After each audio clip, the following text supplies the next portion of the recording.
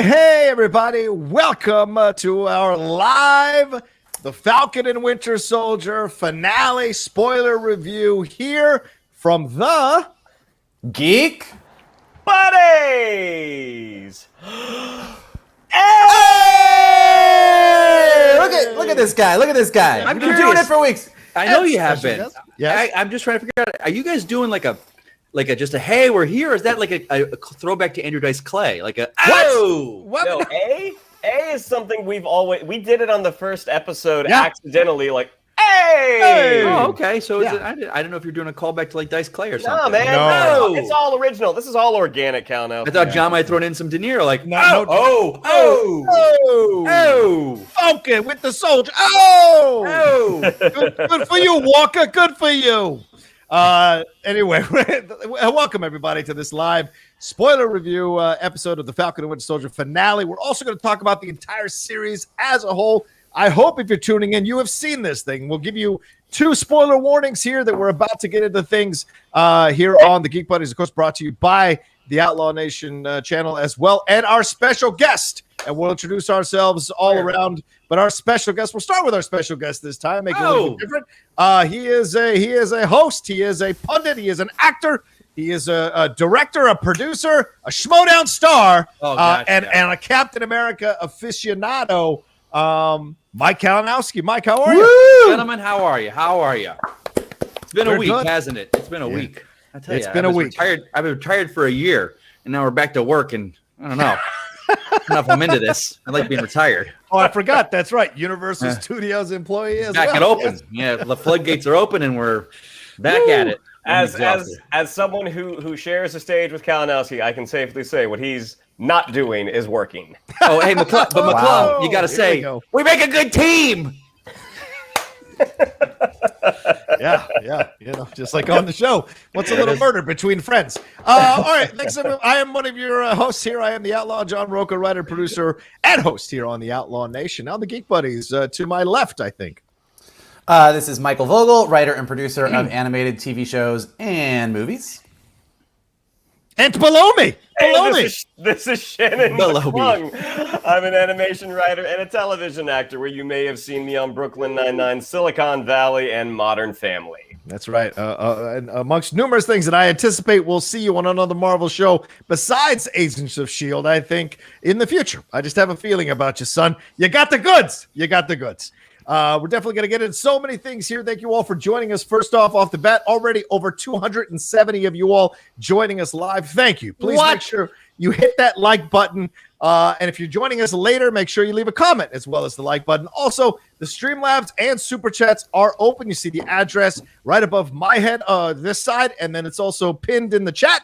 And it's in the description of this video as well. So send in your thoughts and your comments. We'll put them up on the screen and discuss them as we go along. This is your last spoiler warning, I think, but before we get into it, but let's go around the horn like we always do about your thoughts overall on this finale. Michael, let's start with you. What's your thoughts, Michael Vogel? Overall, I think that as opposed to WandaVision, I think Falcon and Winter Soldier was a bit of a rockier road, but it was a rockier road that despite some things that kind of irked me and bugged me, and we'll get into them in this finale, it stuck the landing for me. I had all the feels, I had all the emotions at the end, and I think the stuff that was important for them to hit, they hit well. And so despite some plot issues, a couple character issues, a couple things that bugged me, I think all in all, I am very happy with the finale, and I'm excited to see what comes next for Captain America and the Winter Soldier. Oh, yeah. Good ending there. Let's go to Shannon. Shannon, what are your thoughts overall about this finale here? Yeah, I kind of echo Vogel's sentiments here. I think on this road trip that was the Falcon and the Winter Soldier, we got some fantastic sights. We did hit some potholes in the road, an unexpected speed bump here and there, but for the most part, I like how it ended. I thought all of the character arcs, for the most part, were really, really well done. You had some great moments with some shaky stuff propping it up, but overall, I do think they stuck the landing, and I am super excited to see these characters again in a film that I was not expecting. So, but I'm sure we'll get to that later. Yeah, a little bit later for sure. Let's go to our guest, Mike Kalinowski. Mike, as I said, you're a Captain America aficionado. You've been in and out depending on the episode overall this series. How did you feel about this 51-minute finale? I think it played a little bit faster than I thought it would, and the ending felt a little Lord of the Rings-ish, where we've got to do everyone's little bits to wrap up. But that's every film that has a lot of dangling threads has to go through that, because you want everyone to have justification, I guess you'd say. There were a couple that I felt got the short shrift in the wrap up, particularly Bucky with his friend. I thought that was a little weird. But we can talk about that. But as a whole, I think I was higher on this series. It's interesting. We'll go in more scene by scene because I'm curious about the people that are watching the show that are having the reactions, if they are comics fans or not. Because a lot of this, like a lot of the friends that I follow online that know that are good, they love the comics. They're like, yeah, okay, it ended. Not a surprise. Anything was a surprise where it went. No one was shocked. But I see a lot of people online like, oh my God, Captain America, Sam Wilson, Captain America. So I'm curious to talk about that with you guys to see your thoughts. And I have to distance myself from someone that follows the comics to people that the MCU, that's what they watch, and that's their Marvel comics to them. So, right. I have to say, I echo a lot of what you guys have said. I thought it was an imperfect finale, and I thought it had a couple of really powerful, emotionally resonant moments, but I also think they did short shrift to some of the storylines that they had laid down. And I said this from the first episode that I loved the gutsiness that they yanked the high wire even higher in this episode to deal with the issues of race, deal with the issues of military service, deal with the issues of taking the mantle, the iconic mantle, dealing with the government. They did a lot and put the tightrope up high. But I also said, if you don't get it done, the fall can be precipitous. And I feel like in a couple of really important issues, the fall was precipitous overall. And I think an old complaint of Marvel came back to rear its head when we talk about villains that aren't really that potent. And so I think that kind of came up as well. And I agree with Kalinowski a little bit of what I think he's trying to say. Some of the emotional moments at the end got a short shrift rather than a satisfying actual conclusion to it that made the person pay for the things that they did, really showed the progression. So we'll see. We'll talk about it all, get into it, and have a lot of fun breaking it all down. This is your last warning that it's a spoiler warning, and we're going to go through it all, talk about it, and we'll definitely read your comments, your Streamlabs, and your Super Chats as we go throughout this review for sure. All right, let's start it out this thing. It is directed by Kari Skogland, again, written by Malcolm Spellman and Joseph Sawyer, One World, One People. We start out with the Flag Smashers and Karli reiterating that they are not going to stop unless they, the Flag Smashers, make them. The GRC is in lockdown. This is where we left off on the last episode. There's no fly zone. The NYPD is there. The officials looking around lost. Groups seeking to stop the GRC vote on the resettlement. That's what we hear in the broadcast about why this is happening. Then we see Sam flying in. And remember, we didn't see what was in that suitcase, but we are going to see it in this episode for sure.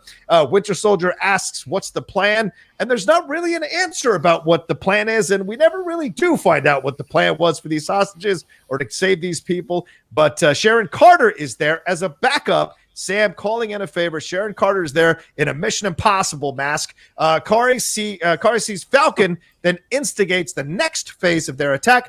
They set off a gas grenade. Officials are rushed out of the GRC council room, and Sam bursts through the window with the shield, the Captain America shield, and there he is in all his glory in his new outfit, Captain America outfit, courtesy of Wakanda. He says he's Captain America. Some dude goes, I thought Captain America was on the moon. Sam realizes that Karli is not coming in, that it's a version, and then Batroc is here, and they go to battle after a very clever French joke from Sam.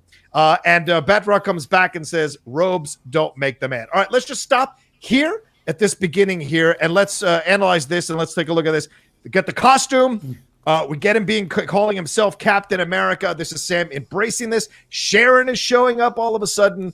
Thoughts overall about this opening section of this 30-minute fight? What did you guys think? Mike, I'll go to Vogel. So I think a couple things right off the bat. I think that, and we said it before, and I think that like even Malcolm Spellman and everybody working on the show probably feels this way too, which is the Flag Smashers storyline is the weakest part of this series. And that, I think, I'll give them the benefit of the doubt that that's probably because they had to change the whole storyline and get rid of the whole releasing the virus thing. But because of that, the Flag Smashers just never really packed the punch they needed. So when you get to this penultimate battle and they're attacking the GRC, you're kind of like, okay, I know that this is what needs to happen because this is the bad guys that we're going to fight, but I'm not really invested. I don't really care. And then I think on top of that, kind of to your point about the what the plan is, when you have these big end action sequences where you have all of your heroes going to different places and your bad guys going to different places and you're trying to track everything, you want to keep it as streamlined and simplified as possible. And I felt like it got a little bit busy. Not horrible. Like, I didn't have trouble following things, but there wasn't just that really clear cut, Bucky's doing this, Sharon's doing this, Sam's doing this. And so it all just kind of felt a little bit mishmashy to me. Okay. All that being said, Sam comes in with the shield and the new suit, and I'm the happiest guy in the world.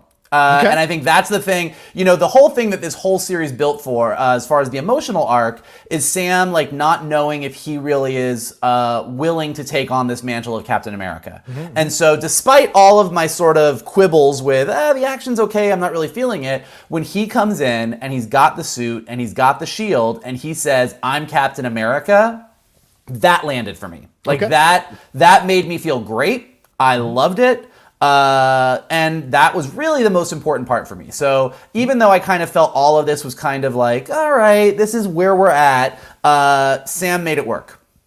Yeah, it felt, Kalinowski talked to me. It felt a little bit like the Flag Smashers was just kind of a haphazard operation here in the end, and the rescue operation was even more haphazard, and we're getting people thrown in. Like, why does she wear a mask if she says no one is looking for her? It doesn't make sense. So why go undercover if no one is looking for you? It seems like an odd confusion here. What did you think overall, and what did you think about Sam in the outfit? What did you think of the look of the outfit? It's funny because, there was a lot going on. And again, I don't want to regurgitate the Flag Smashers. You guys covered it. It just felt like, and I'm remembering episode 1 when, they're talking about, Torres talking about that he's got his phone, he's looking for all the hand signals. It seemed like it was going to be so much more involved with the people. You felt their presence wherever you were.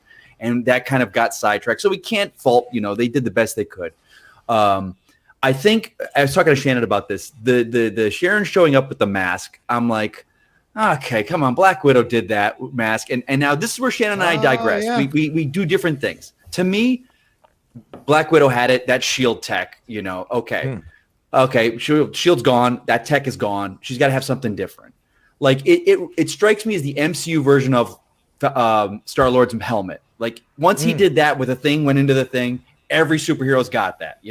Ant-Man and Wasp now have these things where they touch the button and their mask reveal. So it's just like the nanotechnology.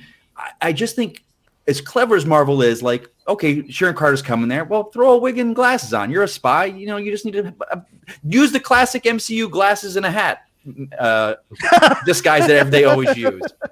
Put the hood on. Yeah, the hood, the hat, the glasses, you're concealed. It's at night. So to use that throwback, I thought it was, and again, like Shannon was like, that doesn't bother me at all. To me, it's like, it's cheap. It's well, you knew the tech was out there, so you're just going to use it. And I know you can't do the Mission Impossible mask pull because that's their thing. I digress.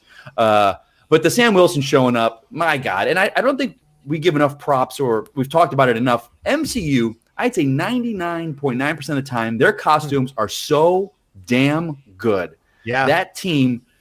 And to think, like one of my friends on Twitter brought is like, we've come a really long way from Black Leather and X-Men. Like this is his costume from the comics. It is the comics brought to life. Like almost so much more white than I thought would be in it. But he just looks so damn good. I mean, so that for me was Flag Smashers or whatever. The costume when he showed up, the hero landing. Yeah. It just sold it for me. But again, it was the mixed bag of the Flag Smashers, but then Cap's there. You know, we knew it was coming. How was it going to be revealed? It was awesome. Okay. Shannon, thoughts on this opening sequence here? And also, apparently Bucky can walk amongst the soldiers, no problem, walk amongst these guys. Sergeant Barnes. So talk to me about that. What was your feeling there? I mean, my thought initially with that was like, oh, so everybody knows he's Bucky. Everyone knows he's the Winter Soldier, but he's turned good. But the people in Madripoor didn't get that memo. Right. At first that kind of irked me, but then I was like, well, as he worked with Sam, and Sam is sort of like a independent contractor for the military. It makes sense. They call Sam like, hey, we need you here, or he sees what's going on. We need you here, and then he would call Bucky. Like that makes perfect sense. The jetpack. Speed, a Wakandan jetpack that can get you from New Orleans to New York very quickly, is only superseded by the supersonic jet flights from Madripoor. Apparently, they can get someone from, I'm assuming, Southeast Asia to New York like that. That being said, like it was a little later season Game of Thrones, but the tech that the mask that Sharon used, that didn't bother me at all, because it's like she was in S.H.I.E.L.D. She probably had one. Like that makes perfect sense that she's going to use what she has. The moment where Sam comes through the window, awesome. Yeah. As soon as he landed, I'm like, he looks awesome. As he started to fight, he had a little bit of the Michael Keaton 1989 Batman because of that thing. It's like he can't really move his head that well, and it's a little bulky, so it's like he doesn't look quite as fluid. That being said, his performance, great. I love the callback. I thought Captain America was on the moon. I think just Sam walking around with the shield, I was like, oh, this is so satisfying. This makes me forget, the impossible travel times that the characters have used. Well, okay. John, no.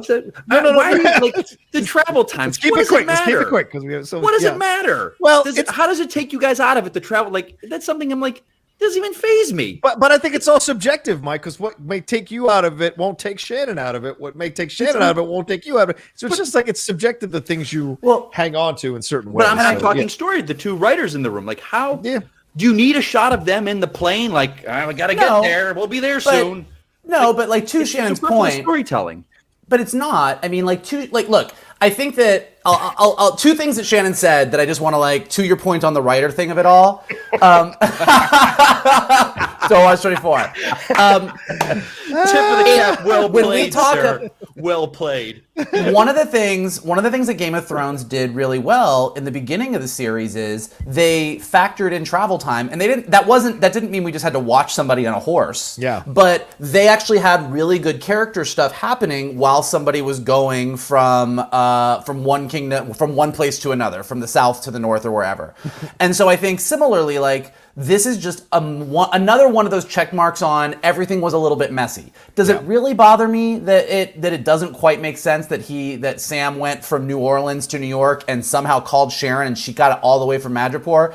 No, it doesn't super bother me, but Shannon is right that that isn't really thought through. Similarly, on the Sergeant Barnes thing, we have had this discussion on almost every episode. In the first episode, we were like, so do people not recognize Bucky? But then we got to Madripoor and we're like, oh no, everybody recognizes Bucky. Everybody knows he's Bucky. The Winter Soldier. Yeah. Now we get here and we're like, oh, he's Sergeant Barnes. So none of those choices are necessarily bad. And does it really bother me and take me out of it? Not in a huge way. But when we start to really break down, well, why was Falcon Winter Soldier kind of messy? These are the kind of things where things seem to work however they need to work for you to get what you want in the moment, and it doesn't quite track through all 6 episodes. So I think Shannon is valid in that point that it's not the worst thing in the world, but it's definitely things that make you go, And certainly we enjoyed Game of Thrones, and they were able to traverse those with way less technology and apparently hours, which would normally have taken them weeks. So those are those kind of allowances you either make or don't make in your own mind when you're watching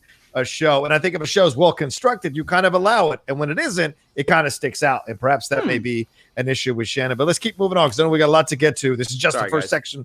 No, please. It's just for a second. Real quick, I'll say this. I enjoyed the beginning. I agree. It was a little kind of weird. The mask threw me. I was like, why does she even need it then? But I think the costume is the big moment here. And for me, I agree. It's a little too bulky. He looked badass when he was standing still, but the actual usage of the costume looked like it was a little too heavy to do the things that he was doing, and Sam had to get used to it. So it was an interesting fight with Batroc for sure, which we'll get to in just a second here. So overall, love the look, but the functionality of it, it's going to need some work. But hey, remember the first Captain America costume wasn't anything to write home about either, and eventually became a little more easier for him as it became more form-fitting. And certainly Anthony Mackie's been lifting those weights. All right, let's keep moving on here. He's a big guy too. He's a big guy. He is, absolutely. Big guy. So is Kumail Nanjiani now. Jesus Christ. All right, Sam sends, if you've seen that picture, it drives me insane. All right, Sam sends Sharon and Bucky to monitor the hostages. The hostages are being moved down the left staircase. Sharon, Carter, and Bucky are moving into place, coordinating from the outside. Karli calls Bucky. This is fascinating. He takes the call. Then she tries to talk him out of it.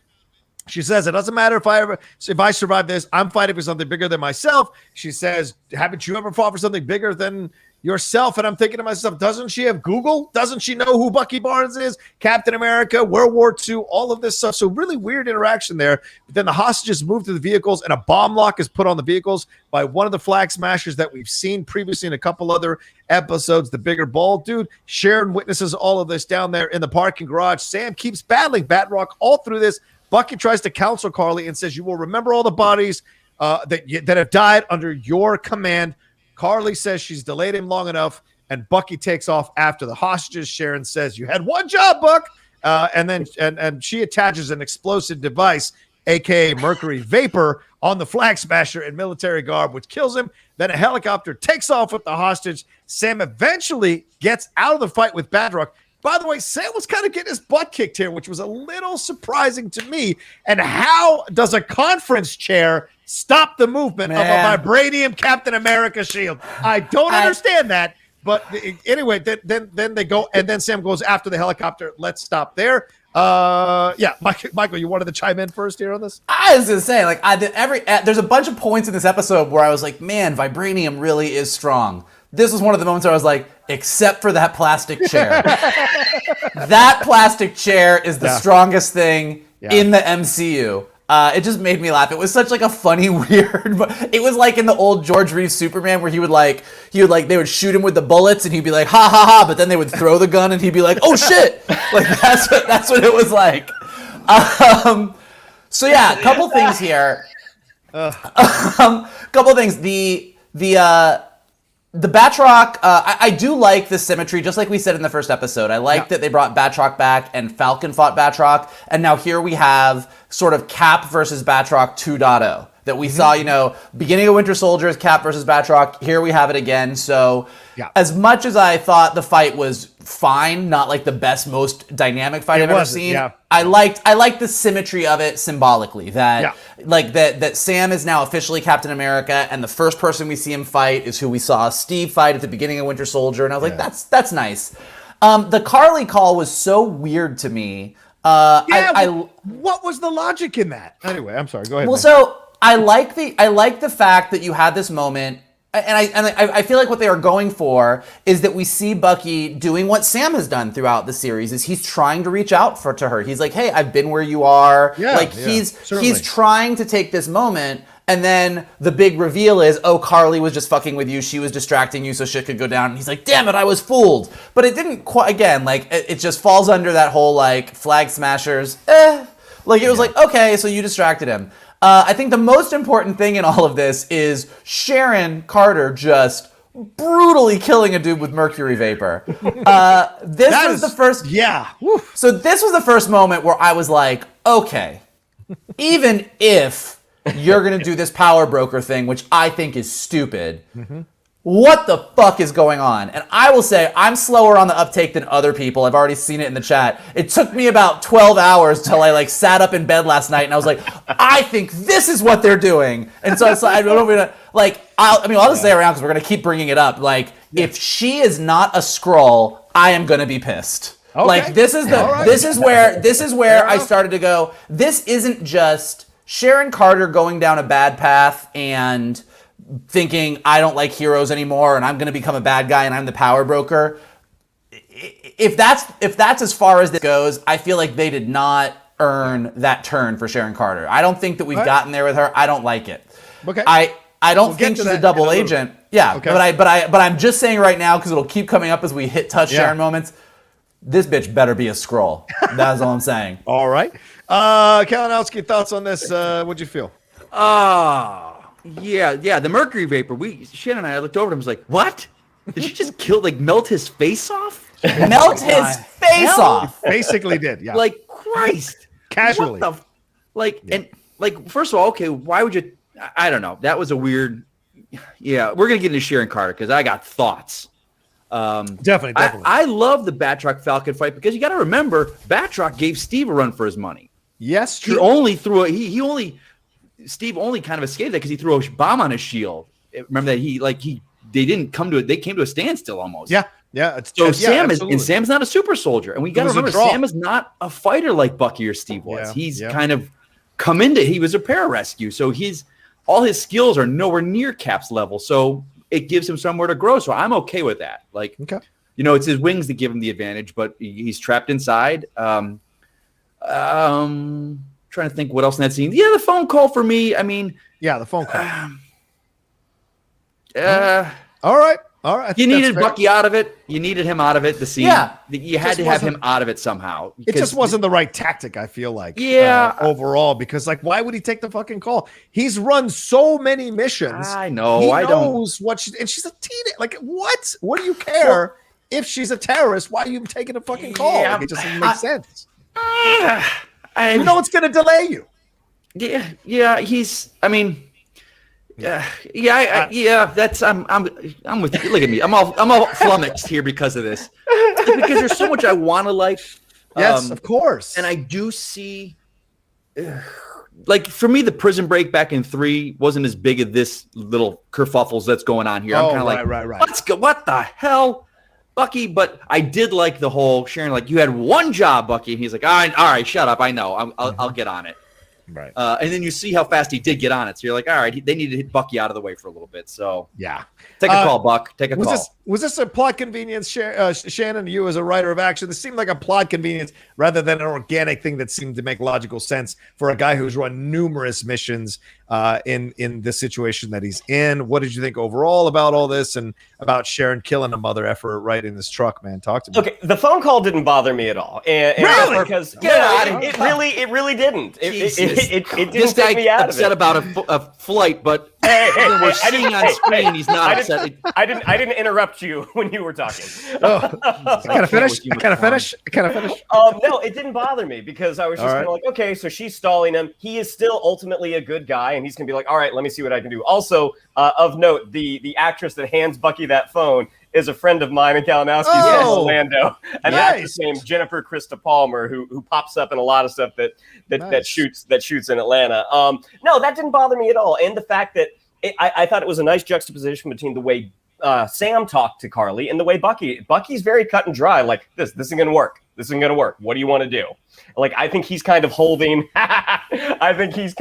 He's holding out hope that maybe we can talk her off the ledge here. But also, when Bucky ran those missions, he wasn't Bucky. He was the Winter Soldier. He was programmed. So he's not necessarily going to have all the right answers when he's not in a battle situation.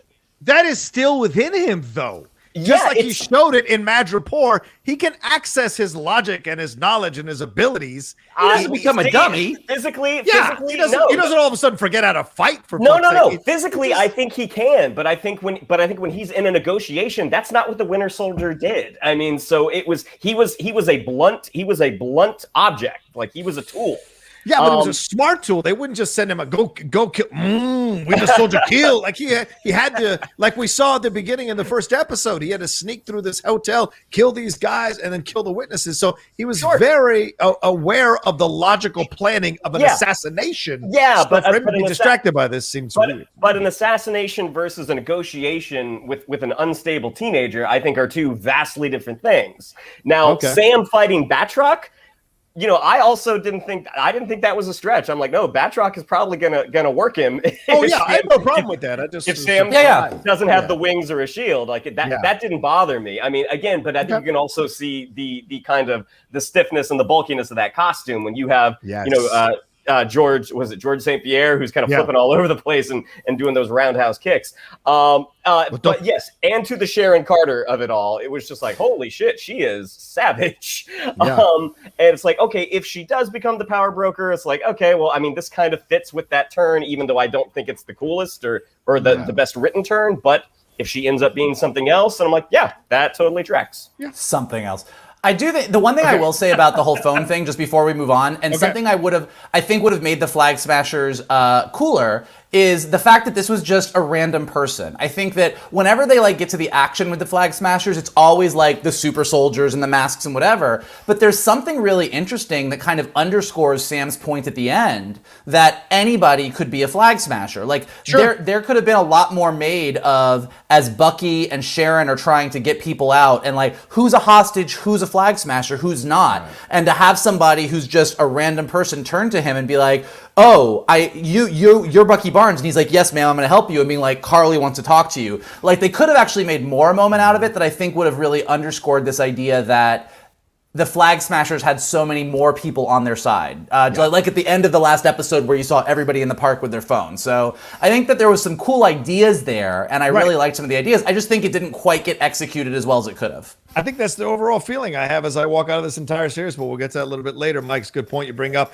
All right, let's move on. This is a longer sequence, so I'll try to run through this really quick. Falcon attaches to the helicopter. He is immediately shot off by the Flag Smasher flying that thing. Red Wing surveys the passengers looking for anyone with flight training. The Flag Smasher pilot shoots him off again. Karli is getting more desperate now at the same time after she gets the updates of what's happening, and now she wants to kill the hostages because the message gets out to the world anyway. It doesn't matter if we die. The movement is strong enough to continue without us. Every terrorist leader who actually isn't going to die first always says that shit. One world, one people loyalty pledge here is a little weak. They're hesitant because they sense that she's kind of going, crossing the line with her power a little bit, and they don't necessarily want to kill the hostages. That's straight up murder. Anyway, a police helicopter gets disabled by the Flag Smashers helicopter. Sam saves the guys, uses his wings to protect himself from the copper's blades. It's a pretty awesome moment. There's a pandering, clapping on the bridge moment. How do they even know what the fuck is happening? Whatever. Anyway, hostages arrive at roadblocks and the drivers are relieved of their duties. Bucky comes flying in off the motorcycle. As Bucky fights one, Karli lights one of the trucks on fire with people still inside. And then we hear U.S. agent mother effers, Morgenthau! Let's finish this. She tries to apologize for killing Lamar, then follows it up by saying that Lamar didn't matter. She didn't mean to kill someone who doesn't matter, which really infuriates Walker even more.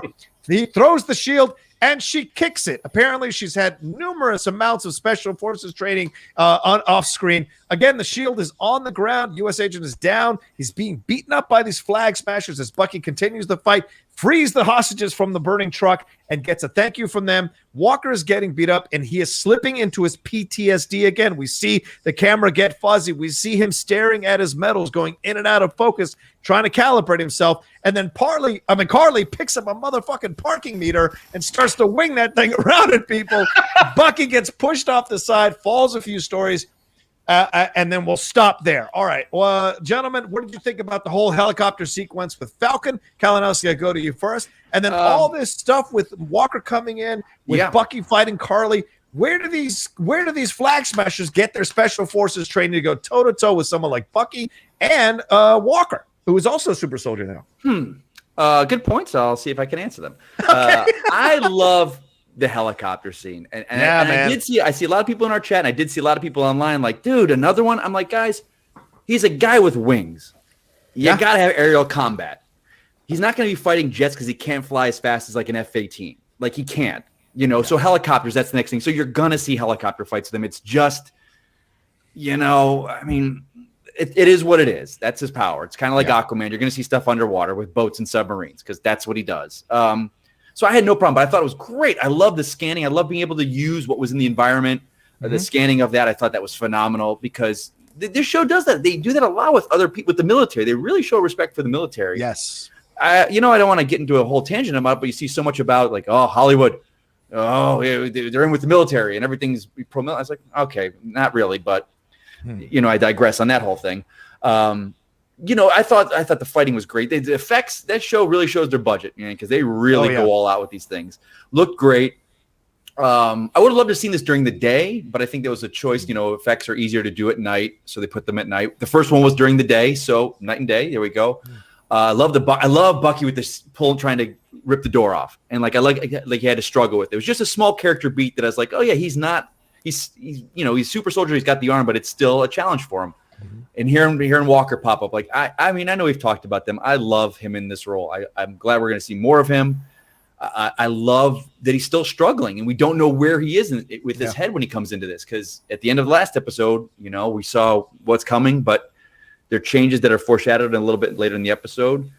To your point about the soldiers fighting, John, my friend, I don't know. This kind of bothered me. And I don't mean to nitpick, but that bothered me. I'm thinking about. Let me say it this way, because the stunt team, they have such a great stunt team, and it's usually the same people that work on them. Mm-hmm.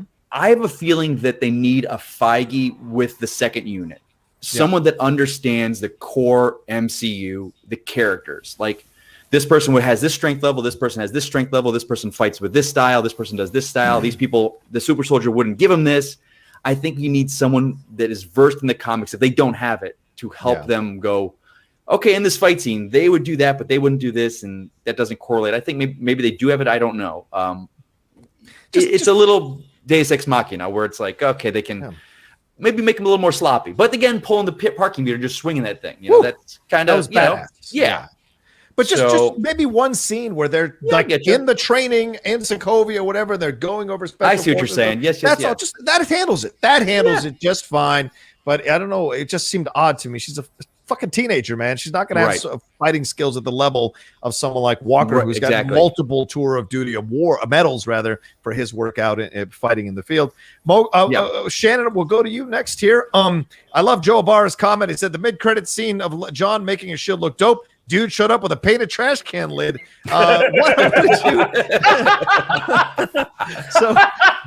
What did you think about this entire sequence with the helicopter stuff, but also Walker showing up, Bucky struggling to open that door, and then Walker immediately getting disabled by these super soldiers?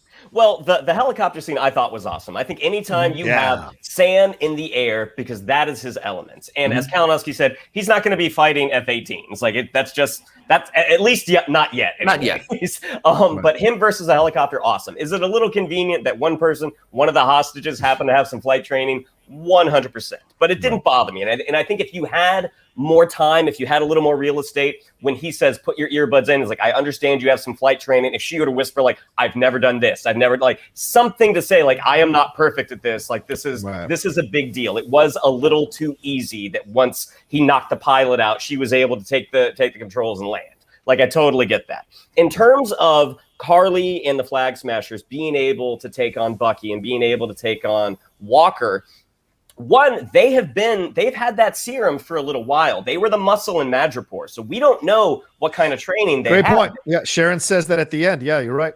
So that didn't bother me. And even though Bucky and Walker would be better fighters, outnumbered is outnumbered. Like, if everyone's at the same strength level, but you got 4 versus 1, and the one can do some sort of martial art, that's still 4 people you got to fight. I mean, that's fair. And I think these fight scenes are a little more, for lack of a better word, realistic, because, I'm thinking of Fellowship of the Ring specifically, when Aragorn takes on 25 orcs, and, 24 of them are in a circle going, yeah.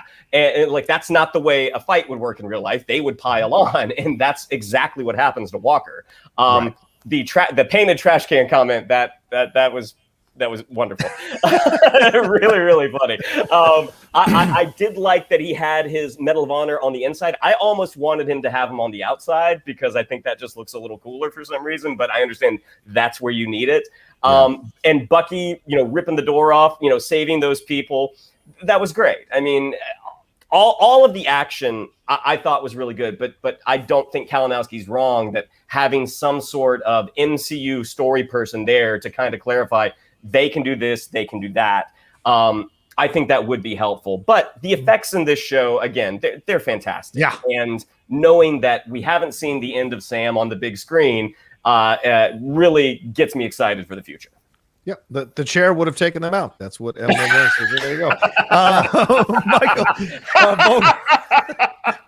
Vogel, thoughts overall on this, brother? Now my thoughts are they needed a fucking chair. That's all I got. No, I kind of echo everybody's thoughts. I thought that the Sam stuff in the sky was great. Loved that he like went back to save the NYPD guys. I thought him landing on the bridge and those vibranium is fucking strong. This is where I was like, this is like one of those moments where I was like, fuck man, vibranium, not fucking around. Like, it's a cool moment when he like shields himself and that thing crashes. Like, that was great.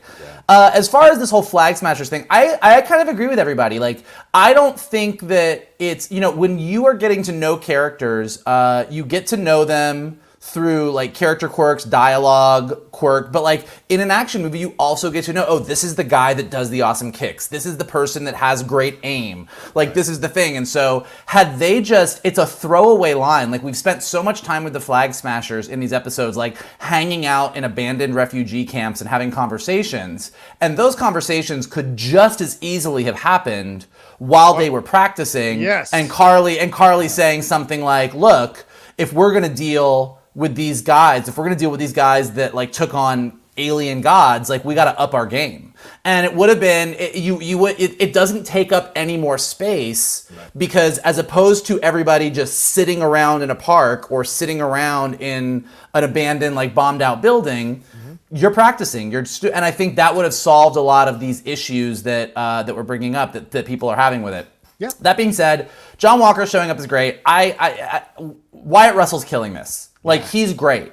Like, this is a character that like we love to hate, but we also hate that we hate him, and we also kind of like we're rooting for this guy despite the fact that we think this guy is an asshole. Do you know what I mean? And that's like that is a really, really hard line to walk because he's not a great guy in a lot of ways, but in a lot of ways, he wants to be a great guy so bad. And I think that everything that happened in this scene with Karli, like Karli saying that Lamar didn't matter, and that really, and her whole take, and she said this, she said the same thing to Sam a couple episodes ago, like, you don't matter. This whole thing that she has in her mind of like, it only matters, like my cause matters, but like his reaction to that, the fight between them, like it all was really, really working, and I dug it. Like I did not think that I would come to the end of this series, I don't want to say liking John Walker as much as I do, because I think that's not correct, but enjoying watching his story unfold, I think is the right way to put it. Yeah, let me pick up where you leave off on that. I think it's sympathy. I think they did an excellent job of giving you a round perception, a more rounded perception of John Walker and the stuff he's been through. I think that moment with Lamar where he's questioning whether he should take the serum. Like I said, if we had more scenes like that, I think we'd have felt that death a little bit more, at least on my end. And then having him have these like moments and conversations, and we see him and the government turn their back on him.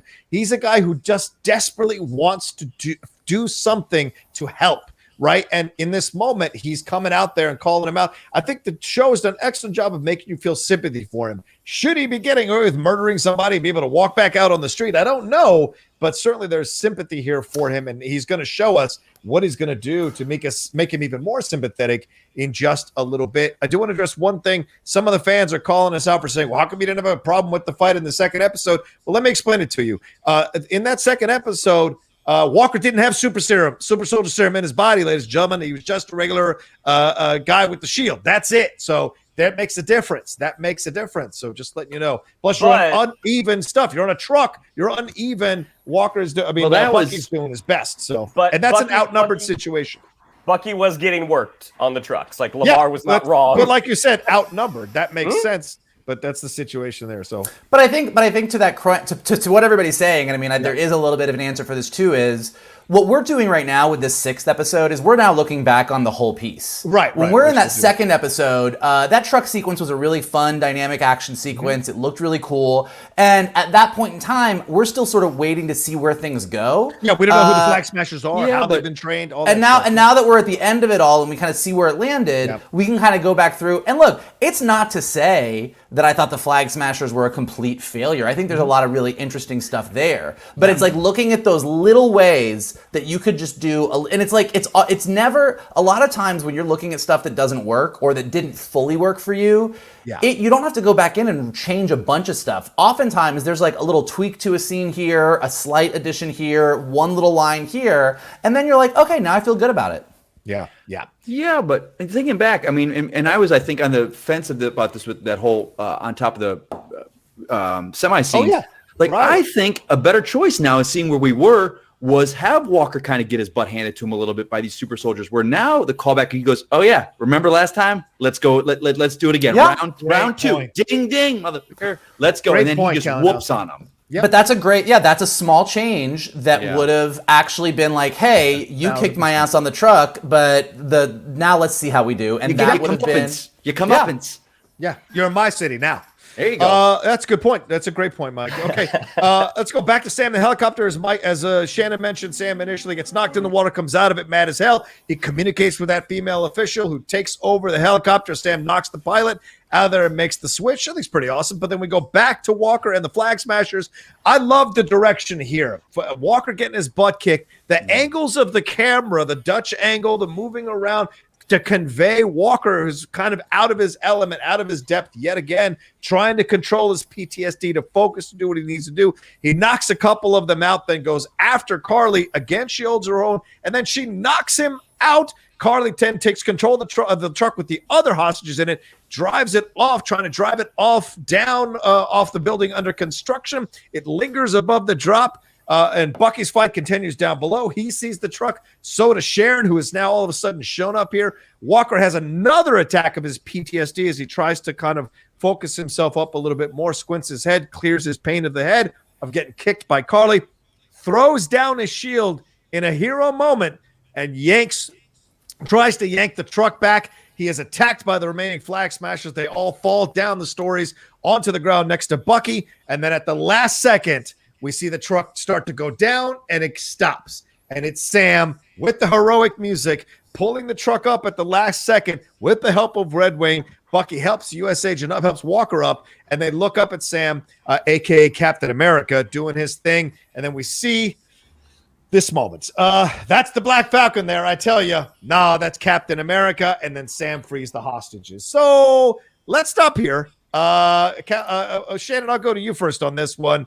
What did you think about all of this coming into Walker doing a hero moment, Sam saving, and then we get that kind of moment with the two gentlemen on the bridge or on the ledge there? So Sam taking out the helicopter, taking out the pilot. The one thank goodness for Wakanda, because this finale would have gone way differently had they not given Sam a suit.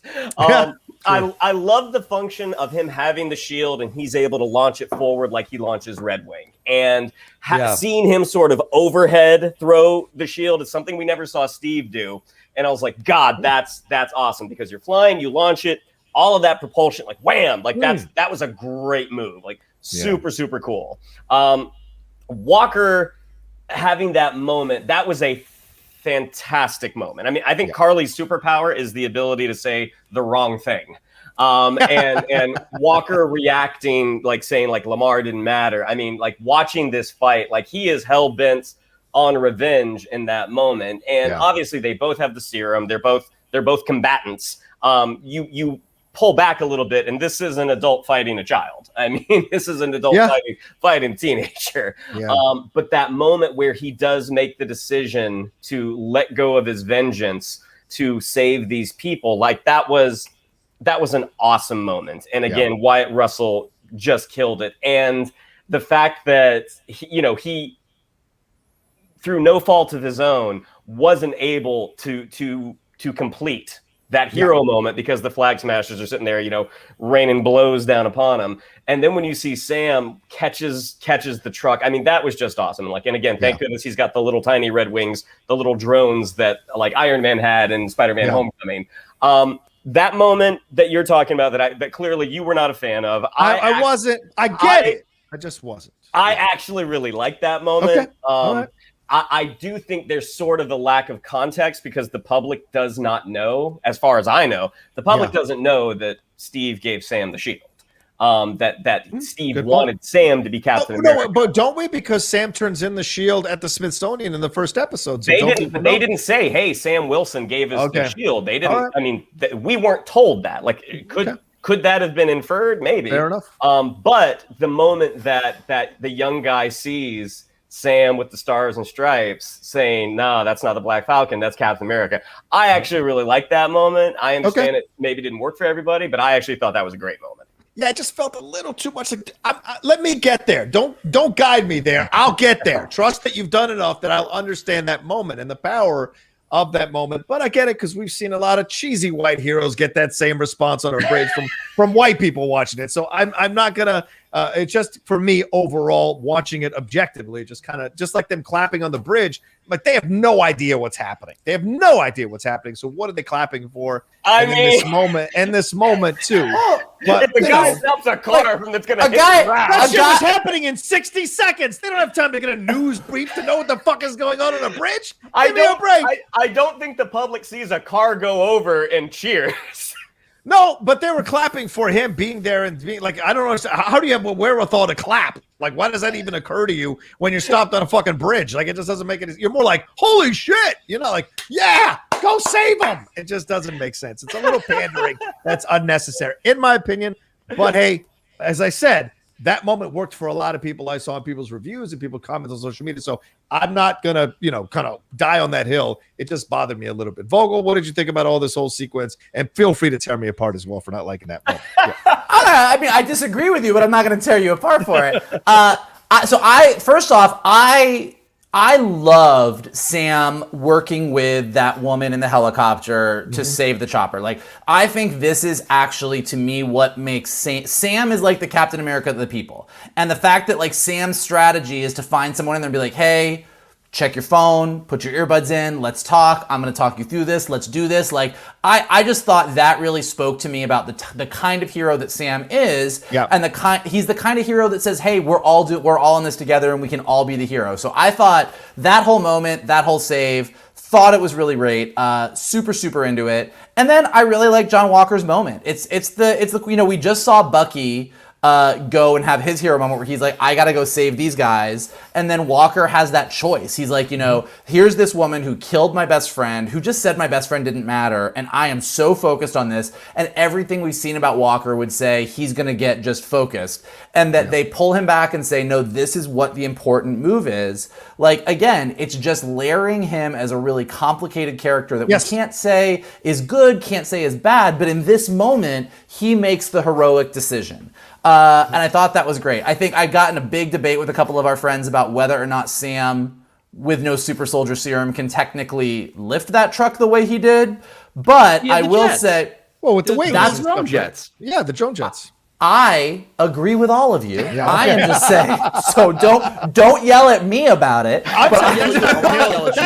That's not the hill to die on this episode. For sure. That was sort of my take on it. I just wanted to bring it up. But I thought the moment of Sam doing, just the visual of that was so good. As far as the whole, that's Black Falcon, no, that's Captain America. I'm kind of with Shannon on this. Like, I don't feel like this was contextualized and like anybody had to know anything. Like, the world clearly knows Falcon. We've seen kids call him Black Falcon. No, I know. But I'm not saying that's what you're saying. Okay, good. No, that wasn't me saying. That wasn't a knock at your opinion on it. Yeah. I'm just saying, like, for me, I really liked the moment because, you see a guy show up and he's holding that shield, and we've spent 6 episodes talking about what that shield means as a symbol. And a black guy seeing another black guy in red, white, and blue holding that shield, and he's like, nah, man, like that's Captain America. Well, to me, that moment was really affecting. And not even go ahead. I'm sorry, go ahead. So no, not even just that, Michael. 2 different generations of black men seeing 100%. A black man carry that. There's power in that. I get it. And Carmen Taylor says the moment between the older black man and the younger man, one of the reactions to Sam brought me to tears. Very moving for me. Absolutely. That's what I'm not trying to begrudge you having that moment be emotional for you. It's just and I know they know who Captain America is. They know who Falcon is, rather. I know that. It's just I felt it was a bit shoehorned in. I felt organically it didn't work for me, but I get the moment. Johnny, I'll give you Kalinowski really quick before you say that, because Johnny, I'll give you there's another moment in comic book movies that so many people love that drives me crazy. So I will get in Spider-Man 2 when Tobey Maguire like saves that train by like holding on the webs, but he doesn't have his mask on, and then he comes in and everyone's there and like nobody takes his photo because they're like, you say it like that all, and so many people are like, that was why Spider-Man was a hero, whatever. That moment drives me crazy. So I feel like sometimes a moment like is really affecting for some people. I hate that moment. I think it's so stupid. I think it's so stupid. Get out of here. Makes me mad. Full of garbage. So there you go. See, my point is made. As a man who loves Spider-Man and you wrote for Spider-Man and you had a problem with that scene, that was the epitome of Spider-Man and his relationship with New York. Okay. This is why my point is made. I'm just saying, like, in comic book movies, there is always inherently the cheesy moment. I don't want to say cheesy moment. There is the moment where you have the cheering on the bridge. There's the moment where you have the bystanders saying that moment. And so it always is a fine line between some people are always like, I was moved to tears. And like, I hit this moment and I was like, I fucking loved that guy being like, no, man, that's Captain America. But I totally can see how, depending on the mood you're in, depending on the moment you're in, sometimes like comic book movies are inherently sort of over the top in that way sometimes. Yeah. No. Listen, I love Spider-Man. That moment bugs me. I'm just going to put it out there. Did you have a problem in the first one with his like, you messed with one of us, you messed with all of us? Yeah. I have a problem. You want to really break it down? I have a problem with most of the Sam Raimi Spider-Man movies in a lot of ways. Oh boy, let's not get into this. Here we go. Mike Kalinowski, any thoughts on this one? Any final thoughts? Yeah, to reiterate what you guys said, like I love the Walker moment. I don't think he's a villain, and maybe I'm being peppered by him in the comics. He's always meant to be good. I don't think he's an evil man. I just think, and you saw in that situation, especially with the fact that he couldn't save him and he's watching Sam do it. And he's like that failure is there. And you're like, oh God, because he made the choice. There's the girl that killed her, his best friend. And he could have gone after her, but he doesn't. I love the Falcon moment. I'm curious, why do you think they chose to go with, hey, that's Black Falcon? Why would I don't see a black guy going, that's Black Falcon. I think it's a callback to what the kids said. Yeah, I know. They went for the comedy. And I think he's like, way to go, Falcon. And then the guy goes, that's not Falcon. That's Captain America. Right. Like, that shows the transition from what he was to what he is now. Like, right. They would be proud. That's a superhero, a black superhero. Like, that's Falcon. It's like, man, that's Captain America. Like, that switch, it didn't need the comedy because you saw the comment there, it brought him to tears. Like, it was a powerful moment. The throwback, the kid saying it, that's hysterical because he's mocking him. Yeah, it's like the Black Falcon. Right, like, later on. This is like grown men, and was it the older man or the younger man that said no, it's Captain America? No, it's the younger man that said no, it's Captain America. Okay, so I think the older man would have been like, that's Falcon. He's like, no, man, that's Captain America. It didn't need the black in there. The joke. I like the heartfelt and I was like, that's fucking powerful. I think it's a joke, but I think it also, like, first of all, in comic books for years, the black character was always named Black this, Black Lightning, Black this. So it's a reference to that. But I also think that there is inherently when you are a white hero, you're just that hero. Right. Yeah. But North Star in X-Men for like years and years and years was the gay mutant. There's the black hero, there's the gay mutant, there's so I think a lot of times when you are any level of other, that's the Native American hero. Oh, Jaime Reyes, he's the Latin Blue Beetle. But it's interesting because they stigmatize with the title black. Like, they don't say, Latin Blue Beetle. They don't. No, I'm not saying they do, but all I'm saying is I think that this is sort of a nod to the fact that a lot of people will reference to that's not just the Falcon. I mean, that's what the whole thing is in the show. It's like, he's the black hero, and they're like, you're always the black hero. And now this whole show, everything that it's about is Sam is stepping out of that. He's not the black Captain America. He's Captain America. Right. Like, that's all. And I think that that's what that moment is about a little bit. To me at least. Yeah, that's fair. I appreciate that. I think something Jessie Banana said. She said, everything is African American. We're never just Americans. Absolutely. It's a great point. And certainly that's a thing that we process and navigate as we go along and evolve in that interpretation and that point of view. And certainly within the community, some people identify as black, as African American, as American. There is all kinds of points of views. I'll say this real quickly. I have a couple of friends, a couple of patrons who are black and friends in my Outlaw Nation, and they hated that the Schmodown created a black cinema tab. In their mind, it should be all cinema, irregardless of color. The black movies just need to be showing up in regular questions under regular categories. And fantastic point, man. I thought that was a great point, and they both were just upset about it, and I respected it, and I had not even thought of it that way, and it really opened my eyes. And I just, we have to evolve, and we have to create space for people to evolve as well as we go through this. So anyway, let's move on to our next thing here. Okay, so Karli tries to kill Bucky with a pipe after we have that little moment. She tries to kill him with a pipe, but he catches it. Then Sam disables all of them with their shield. She whines that Sam, of all people, bought into their bullshit. Whines is my editorial thing. Now, I'm trying something different. Maybe you should do the same. Sam pushing back. All these people who are trying to keep him from being a black Captain America or a Captain America, period. He's pushing back. Batroc comes in, provides a diversion with these smoke bombs for the Flag Smashers to escape. Now Bucky, Sam, and Walker are all working together with Sharon to catch them. We hear the bird whistles as they walk underneath the building. They eventually split up. They pull, and then Sharon confronts Karli after a little bit of a tense, quiet interaction here. Sharon confronts Karli. They pull guns on each other. Sharon lowers her first, talks about Madripoor, reveals their background, and that Karli betrayed her. Karli says, yeah, because she didn't want to work for her, for someone who wanted to wreak vengeance on a world that hurt her. And then we realize Sharon is the power broker. Called it. This is usually where I'd say I called it, but so many people did, so no credit needs to go to me here.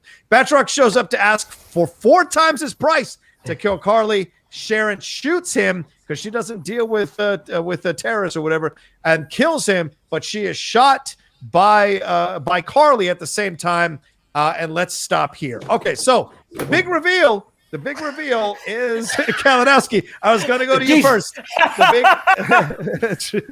The big reveal here, Sharon. Yeah, buddy. Sharon Carter is the power broker. So much happens here within Batroc saving them and all of this here that goes on. So what is your feeling now that it has been revealed that Sharon Carter is the power broker and Karli worked for her as muscle back in Madripoor? All right, boys, I'll start us off here because I think we're all on the same page. I looked over at McClung, and I was like, really? And again, next morning, I had a different thought we'll talk about at the end of the episode that made me go, oh, okay. But in this moment, as it's happening, I'm like, well, they painted it for us, knocked us over the head with it. They introduced her episode with her. It was called The Power Broker. Here it was. And I hated this. Hated it. Because to me, it destroys everything that they've set up. Okay. I mean, looking back at her, and granted, she didn't have a lot to do in the MCU per se. She is the woman that stood up against Hydra when S.H.I.E.L.D., they find out she stood up against them and says, no, I'm not backing down. I'm doing this. Okay, so S.H.I.E.L.D. disbanded, doesn't believe in the government. What does she do? She goes and gets another government job in the CIA. So she's not done with the government. She's like, I'm going back and I'm going to fix this problem. So I'm going to join the CIA. Then helps Sam and them in Civil War. And then gives the speech that gets Sam off the bench or Steve off the bench and go, you know what? I'm not signing the Accords. You're right. I'm standing my ground. 3 major things of a small character that define who she is. And this completely shits on it and disregards her as a character and go, okay, so your government left you. You're going to, again, we don't know. And to the MCU as a whole, she was blipped. So she did this in 5 months. She was alone for 5 months and decided I'm going to turn on everyone and fund the power brokers or fund the flag smashers and do this. It makes 0 sense. I didn't understand it. And my only thought was like, okay, in the comics, it's her and Steve. But in the MCU, Peggy and Steve, and Haley Atwell and Chris Evans have such good chemistry. The fans love them together. Steve ends up with her, not with Sharon, but the fans want Sharon. I didn't know if I'm like, well, Feige's like, well, we got this character. We can't put her with Steve. That's not going to work for the MCU. What do we do? This would be cool. So up into those hours until the next morning, I'm thinking that was awful, terrible, destroyed what they set up for her. I thought it was weak up until, I'll say that for the episode. Yeah, I was just like, but I did love seeing Walker team up with the guys. I love that bit. I love that. I love Batroc being a mercenary. He's what he is. He's a mercenary. Whoever pays him, that's who he's going for. Yep. I think it's such a great character. I'm glad we didn't kill him off. I love that. I wish Rumlow was still in it. Crossbones. He seems to kind of be taking the role of Rumlow. I think and I know Grillo's really upset that kind of he was. Fuck, man. Grillo. He even said, he's like, I had 7 movies signed up and you did this to me? Okay. So we'll talk more Sharon at the end. Because my thought has definitely changed and what I think we all think has happened. But in the moment, at that, I was really pissed off and really like, oh, that's a cop-out. That sucks. Okay, and gang, she was blipped. It showed it in Endgame. They showed her face and name in Endgame, so we think she was blipped. Was she actually blipped is a whole nother conversation. Or was she abducted? Boom, boom, boom, boom, boom. That's true. That's a possibility too. Okay. Let's go to Shannon on this one next. Shannon, what did you think about this reveal? What did you think about all of this? What did you think Karli trying to kill Bucky with a pipe? Essentially, what did you think about all of that? I didn't like that Karli threw the pipe at Bucky. I thought she should have thrown it at Walker because Walker was right there, and Walker was the guy that just tried to kill her. Like, why would she throw it at the guy that she successfully duped? And I think her throwing it at Walker and Bucky saving Walker, I think that's a stronger choice. I also think that the moment where Sam lands and Karli sees him in the outfit and the stars and stripes, and she's like, you bought into that bullshit too. I have to think this is a result of rewrites, because it's like, really, that's what you care about right now is he's got different clothes on. I mean, you already know he's against you. Like, you guys decided that, a couple episodes ago. Batroc, really inconvenient that he had smoke grenades and not real grenades, because he could have ended the whole thing right then and there. Possibly, as soon as the smoke filled up, I mean, I was, Kalinowski and I watched it together, and we chatted about this beforehand, and it was like, do you think Sharon's a power broker? And I'm like, God, I hope not.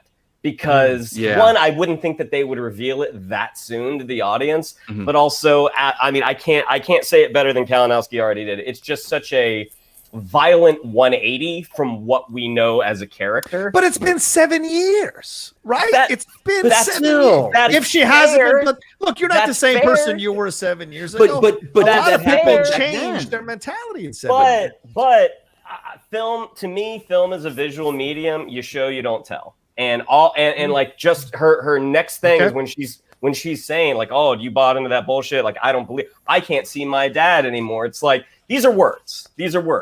Okay. And even though we finally see Sharon and Karli run up on each other, right. I'm not a fan of the turn. I did think Emile VanCamp did a pretty good job, because that's not really a character. Like the whole time when she was the lead in Revenge, she was never this diabolical to me. I was just kind of like, oh, this is really nice. And George St. Pierre for being a mixed martial artist, and English not being his first language, I'm like, I really like what this guy is doing. And I really like Batroc. Liked, right? Because he got 6 bullets in him or something. He did. Did Batroc die? I don't know. It seems like he died. He got 4 bullets in him and he wasn't moving. So I would imagine. I think he will live to leap another day. I think he's still alive. Hey, all the people got blipped lived one way or another.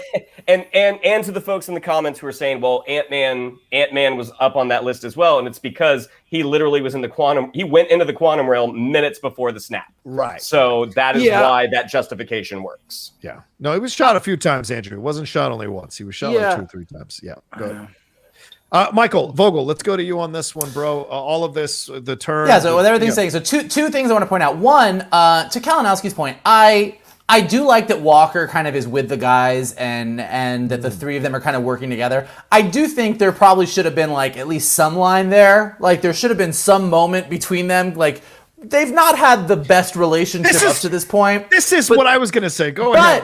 But again, no. But like, again, to my point about the flat, like I'm not saying you needed a whole scene. I'm not saying it's not justified. In the heat of the moment, all 3 of these guys are wanting the same thing. This is not a big issue. This is just one of those little moments where you needed that kind of like Bucky being like, oh, you're gonna be cool now, and he's like, let's just get this done. Like there could have been just some little interplay between them that would have just made it a little bit stronger. It's not a big deal. Like it's not a big deal. They're all soldiers, though. When it comes down to it, you get the mission done, and then you deal with the BS later. Let me put it to you a different way. Okay. As I'm looking at everyone's responses to the episode and what people like and don't like, there's been a lot of people that are saying, whoa, it's weird. All of a sudden, the three of them are all buddy-buddy running around. I agree with you, Kalinowski, that they're all soldiers. They all want the same thing. They're all trying to do the right thing. And to the people that have an issue with it, I think they are justified. And I think 1 or 2 lines of dialogue is all it takes to make it work. Because you are correct that it makes sense that the three of them are all doing this. And the people who have an issue with it are correct that these guys have kind of been at each other's throats for multiple episodes now. So a couple lines would have solved that. To the Sharon of it all, to what everyone's saying in the comments, this is where it gets weird. Like, yes, Sharon Carter's face shows up in Endgame as someone who's been blipped. Just like Scott Lang, all that they're tracking is who the fuck disappeared. Right. So Scott Lang did disappear. He was in the quantum realm. Sharon Carter seemingly disappeared as well, although when she shows up in this episode, she says she's been on the run for 7 years. Yeah. So those two things don't track. Was she in hiding because she was power brokering on the side and they just thought she was gone? Possibly. Was she abducted and this was a great opportunity for some Skrulls to make a move? Also possibly. So I think that what happened to Sharon within this time and why she showed up on the screen in Endgame and why she says she's been on the run for 7 years, there's clearly, whether she's a Skrull or the power broker or whatever, there's clearly more story to tell there. And I agree with Shannon and Kalinowski. It's not, like, Emile VanCamp's a great actress. She's selling the shit out of this. She's doing a great job. I do believe that, like, the turn from where Sharon Carter was to where Sharon Carter is now is extreme, and I don't know that they've fully justified it. And if this is, in fact, she is just the power broker and she's become a bad guy and she's super bitter about heroes, I think this will be a place where I will always say Marvel kind of flubbed it and it didn't work. If this turns out to be the other thing, and we'll talk more about it when we get to the post-credit sequence, I think it's a pretty Bruhl's move. Okay, I take all your points, and I think I fall somewhere in the middle on this. I do agree that there should have been more. I think somebody said it really perfectly. Yeah, he tried to kill. Oh, here we go, Marjorie Jones. He tried to murder both of them, and then we have quips. Nope.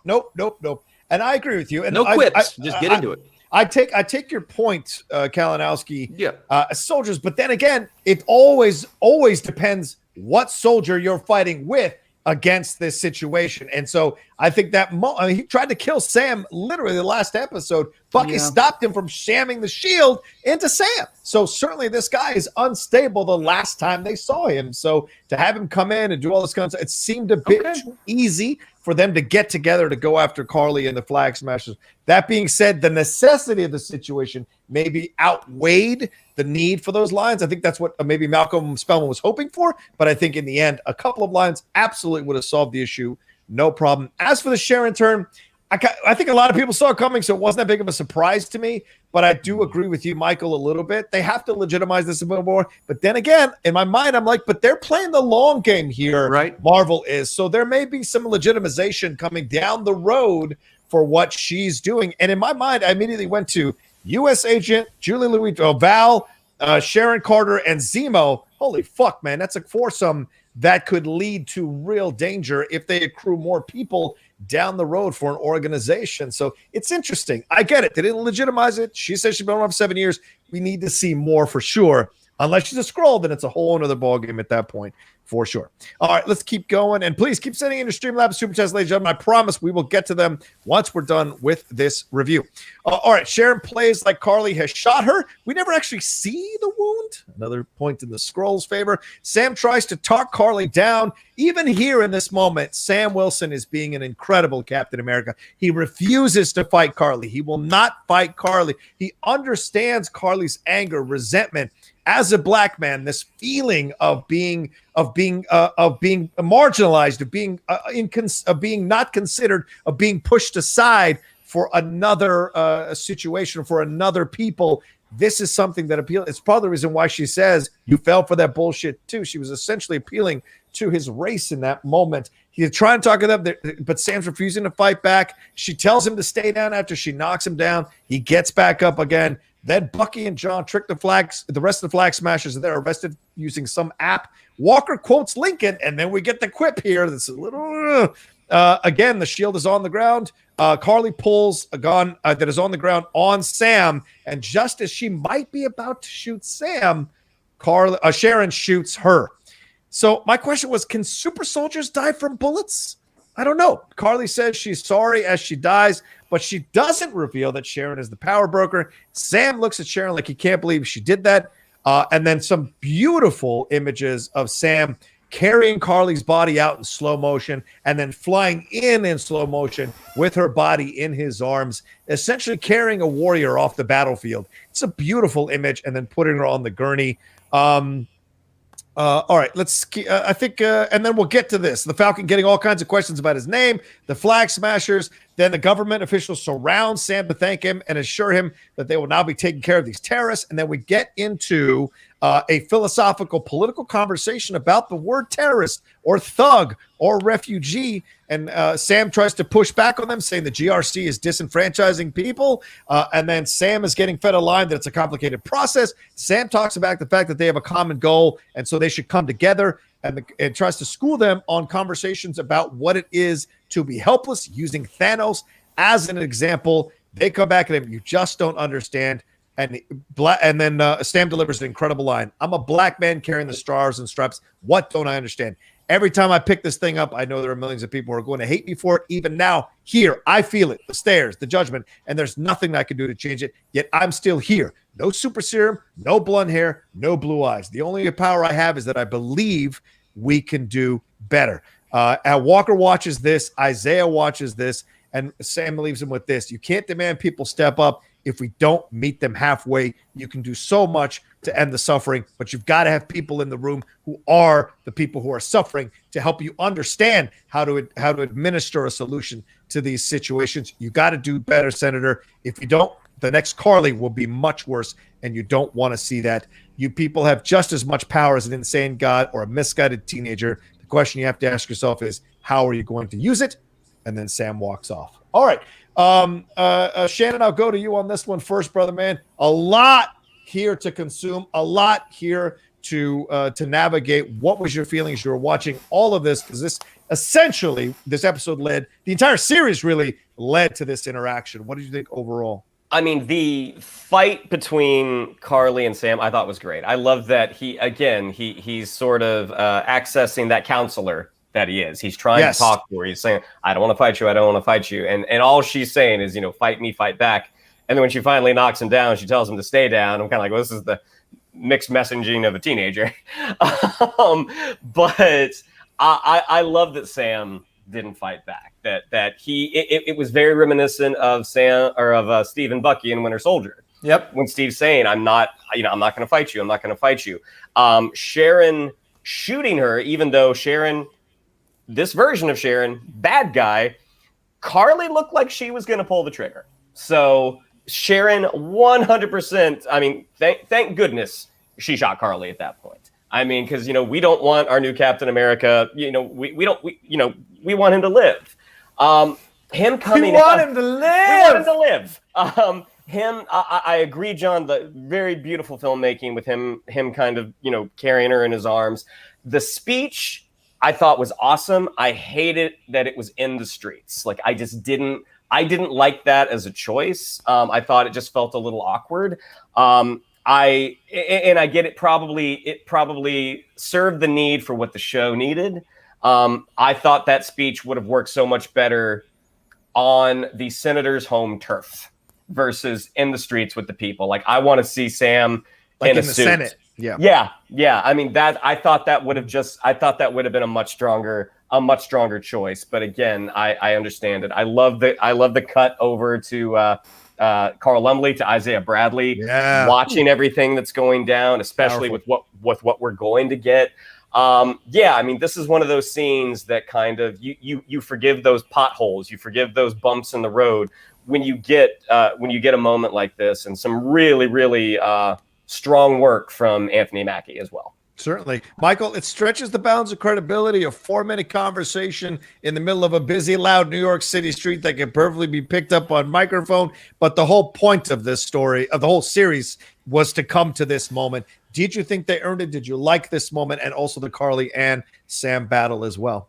Yeah, look, I think Shannon covered it on the Karli Sam battle. I love that he fought by not fighting. Like, I think it is the Bucky Cap moment. It's the I'm not gonna do this the way, like, I'm the good guy, you're the bad guy. Like, I want to elevate this, and yeah, to Shannon's point, it's a good thing that Sharon Carter was there to shoot her, because it didn't look like she was gonna go for it. Right. But then so then you get to the speech, and to me, the speech was everything. Like, the speech was the moment of the entire show, the entire episode, if not the entire series. And yes, is it a little bit stretching credulity that everybody's cell phones could pick up everything they were saying? Sure. But like, this is one of those moments, like, we've got a dude who's flying around in vibranium that he got from Wakanda, and a Winter Soldier who's been around for 100 years with his metal arm. Like, there's a lot of things that we're stretching credulity for. And for the importance of this moment, I'll allow them to stretch that credulity, because that speech is great. It's a great speech. It's a speech that's really important.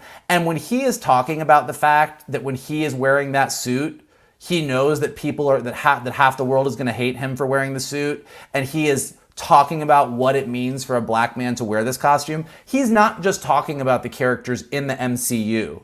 He's talking about every asshole on Twitter who's going to say, oh, well, now Marvel's going to be so woke. Now Marvel's going to do this. Why does superhero movies have to be so political? Like, that speech transcends the MCU, and that's a speech that is talking to us. I mean, you can't really separate the fact that this show is coming out right now while we are dealing with everything that we've been dealing with in the past year, in the past week. Right. With everything that's been happening, like, that there's somebody, I don't know if we were talking about it, somebody's pointing about it, but the fact that WandaVision came out and was a show that was all about dealing with grief after something really, really tragic happened. Yeah. And it happened to come out while we were all in the midst of this pandemic, dealing with something that was really tragic that was happening.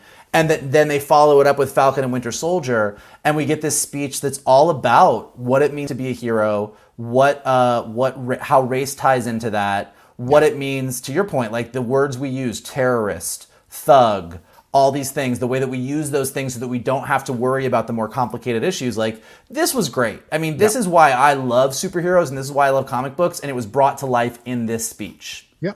Kalinowski, thoughts on this overall, and thoughts on the interaction with the government officials, the GRC officials there? It's interesting because the Sharon Carly thing, that was, had to happen and went that way. So, and I get it. You guys covered that brilliantly. The speech for me was the one thing that I should say a little weird was all the lights constantly on. So it was his red, white, and blue combined with the red, and blue siren. So it was all like, okay, we're really going at this. But for me, I love that the scene took place there, because Sam's not giving that speech to the politicians for them. He doesn't care about the politicians. He cares about the people of the world. Like, right. And there's been 3 times in this series where this show has hit me as a person. And one was the Sam Bucky, when the cops showed up and Bucky's like, nah, leave me. Like, I've been in that situation. Right. There was another scene, and then this one where it was, because we've been in this situation, and this is where everything that happens in the world with my black friends, and I'm a white guy.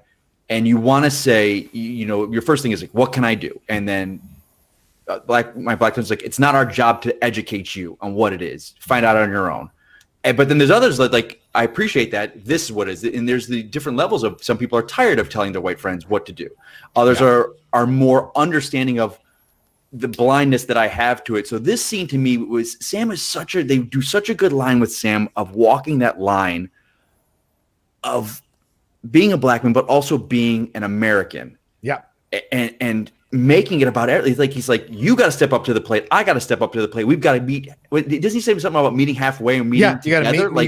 If you want them, you got to meet halfway. Right. Exactly. Yeah. And to me, it hits home. He's not trying to exclude anyone. He's not trying to go, we're the disenfranchised and we need to stay. You need to step up. It's like, we all got to work together. We've all got the problem. So they do such a beautiful job, this show, and of tackling these issues. And people, if they want to say it's political, I mean, pick up any Cap comic from the 70s and 80s. Mm-hmm. I mean, when the government's telling Steve what to do and he throws down the shields, like, I'm not working for you. It's like, they've always been this way. So I thought the scene was beautiful. I think the whole episode the whole 6 episodes builds up to this. I think Anthony Mackie, when he probably read that, my God, what to think in his head, what to get to say that in that suit, what it means. I did like the man on the street kind of aspect of it, with people around cell phones. Because if that was happening today, that's exactly what would be happening. We'd be filming this, it'd be on the air. It hit home in a way. It hits home for me on that scene. Okay. So I did agree. I agree with Kalinowski on that front. It's like, as I was watching, the clarity of his speech maybe was a little bit like a bit of a stretch. But look, we've spent an entire year dealing with cell phone footage and seeing cell phone footage and hearing it of good things and bad things and horrible things and important things. And like the way that we all see stuff happening is people posting stuff to Twitter and someone's cell phone footage gets sent around and we're all watching it. So in a world where shit like this is going down, if he showed up and gave that speech, you sure as hell can bet that somebody would tape it and be like, and it would go up on Twitter. Yeah, absolutely. And with sound bites, we'd have sound bites from that scene. So I think they spoke very well to the world we're in today. I think it's really powerful, and you can't ignore the real life situations that happened this week with the trial, with the Derek Chauvin trial, and the reaction afterwards. And then hearing that 6 more people have been killed this week in these interactions with police. And this is a speech that's about, for the love of God, meet us halfway. For the love of God, try to understand the reasons why people are upset about this, the reasons why people are frustrated, the reasons why. Stop hiding behind political shields and actually listen to human beings. Listen to your fellow citizens, Americans, about what's happening. And hear it, just really hear it. And I think that's what he was saying in this moment overall, no matter what situation you're in. It's listen and learn, and don't get caught up in trying to put the walls up rather than listening, I don't know. All right, let's keep going on. Sam gives Walker a nod, and Bucky playfully busts his balls about not listening after he said Black Captain America, which is very funny. See Sharon. Sharon is there. She apologizes for what happened, aka killing Karli. Sharon says the suit looks good on him. And then Bucky takes Sharon away for treatment. We get eyes on the last flag smasher. That's what this guy says to Sam. Can you help? Sam says always. And he jets off with the great hero moment. But then we go to transport. The last flag smashers are being transported or being put onto a transport to be taken to the raft. One of the soldiers is a flag smasher and whispers the slogan, "One World, One People." Zemo's driver is there, which we don't see until the transport goes up in flames. He is an evil, evil old man. No more super soldiers anymore. Zemo hears the news in the raft. Maybe we should stop there before we go into this other. Unless you guys, you know what? Fuck it. Let's barrel through. Let's barrel through. All right. Do you want to stop there? Do you want to stop? No, let's stop there. Let's stop there real quick and just touch on a couple things. Go ahead. All right. Who wants to take this first? Who wants to jump in? All right. I'll jump in real quick. I'm just gonna be quick. The moment where Bucky says, "Nice job, Cap," and reaches out and hits Sam on the back, I was just like, "Yes, that's fucking awesome!" Like that was just such a forecast of what I hope we're gonna see in future adventures. Is that it's gonna be Sam and Bucky together? Yep. The One World, One People, as they're loading those guys into the armored truck. For a moment, I'm like, oh my God, okay, so the flag smashers are sticking around, and then boom.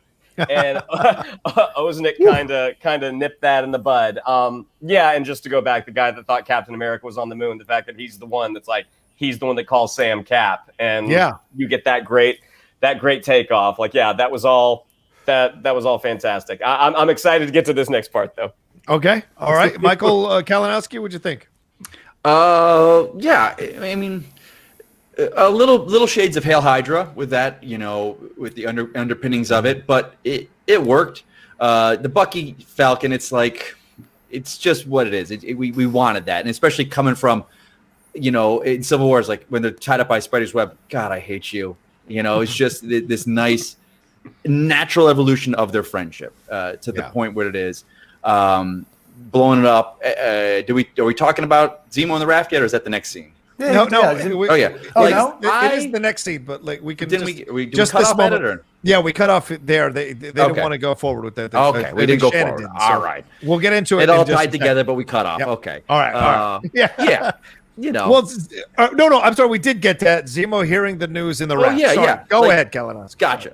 Zemo to me, like and then he goes back to his nap. He's like, okay, well done. Here we go. Like he to me is still 4 steps ahead. He is I hope to God he is now the Hannibal Lecter of the MCU. Like he's so smart. And again, he was just sitting in the cell reading a book, 4 episodes ago. And now he just took more super soldiers off the board, and throws stuff into disarray. I mean, he kind of also helped get a new Captain America in charge though. So maybe it didn't work out as good as his plan had seen, but it's like, I love it.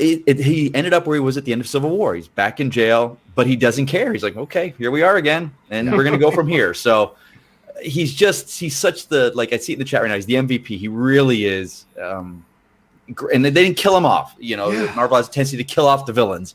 So I hope he's going to be around. I've got some thoughts for where he's going to be eventually. Nice job. There are 4 things that Malcolm Spellman did with this series, right? He solidified Sam as Captain America. He walked Bucky through redemption. He brought us John Walker in a way that initially we resisted, and then eventually all came around or at least most of us, in an interesting, well-rounded way. And Zemo. He got us into a whole Zemo fascination mode, which was phenomenal. So he deserves a lot of credit for whether you feel there were a lot of speed bumps in this series or no speed bumps in this series or somewhere in between. He was able to complete this overall with the writers and the directors and the actors, all 4 of these characters that will be super important as we go into the next phase of the MCU. And then we'll see what Sharon Carter's role is going to be and Val's role is going to be. And we'll get to that next. Mike, any thoughts on this? I really actually, I loved the nice job cap that Shannon was talking about that Bucky said, but I also really liked just the nod between Falcon and Walker. It was really subtle, but that was a nod of 2 people that are like, all right, we're cool, we did a good thing, but we do not like each other. Like we do not see eye to eye. That wasn't a nod of, everything's forgiven now. That was a nod of we're not on the same page, you and me. Yeah. And I'm glad that they sort of left that relationship there. Zemo's butler is that's an evil motherfucker. I love that he blew those bitches up wearing some fancy white gloves. He didn't do the black gloves that you wear when you're a bad guy. He was fancy white gloves. He probably had some nice tea next to him. He was living his best life. He got some Grey Poupon out, made himself a little cracker after he did it. This guy is living the life. He cracks me up too. It's like what everybody said, having the evil, fucked up Alfred is maybe the greatest thing that's ever happened in life. I want to see more of him in every movie. Zemo's interesting to me because I agree with everything everybody said. I love where Zemo has ended up, both physically in the raft and as a character. Yeah. I also have to say, and I struggle with this because I think Daniel Bruhl, especially in the middle there, injected this show with a lot of liveliness that it was lacking, and I thought he killed every scene he was in. Mm-hmm. I also wonder if was Zemo a little bit too, with everything going on and the Flag Smashers and everything we had to wrap up, you probably could have told this story without Zemo, and this story might have been better, even though I think for the bigger Marvel universe, Zemo showing up and moving to where they've moved him was probably good. So I struggle. I was talking with a couple people who were really struggling with the finale, and just there was too much going on, there was too many characters, there was too much to wrap up, and I don't know that I fully agree with that, but I do wonder, Zemo, it felt very much with Zemo, as much as I enjoyed him and I'm very happy with who he is in the Marvel Universe now, it felt like he was there to move him to the next piece of Phase 4, more so than he was there to really move the Sam and Bucky story forward. But I don't know. I don't feel 100% that way because I really liked him. It's just some thoughts that I have on Zemo at the end of the day. That's fair. And there'll be more coming for sure as we go along. And someone asking in the chat, how did Evil Alfred know to be in NYC? Well, maybe we're about to find out. We go to Val. talking to Walker's wife, talking to her because Walker's wife's not allowed to talk in this series. It looks like our friend Zemo gets the last laugh. Couldn't have worked better if I planned it myself, she says. I'm kidding. I didn't, or did I? Walker's wife has to listen to this without saying a word. She talks about, Val keeps talking about redacting and shredding. Oh, no. Now she gets a word to talk about the helmet. That's why he's taking so long. And Walker comes out wearing the black U.S. agent outfit. This is more like it.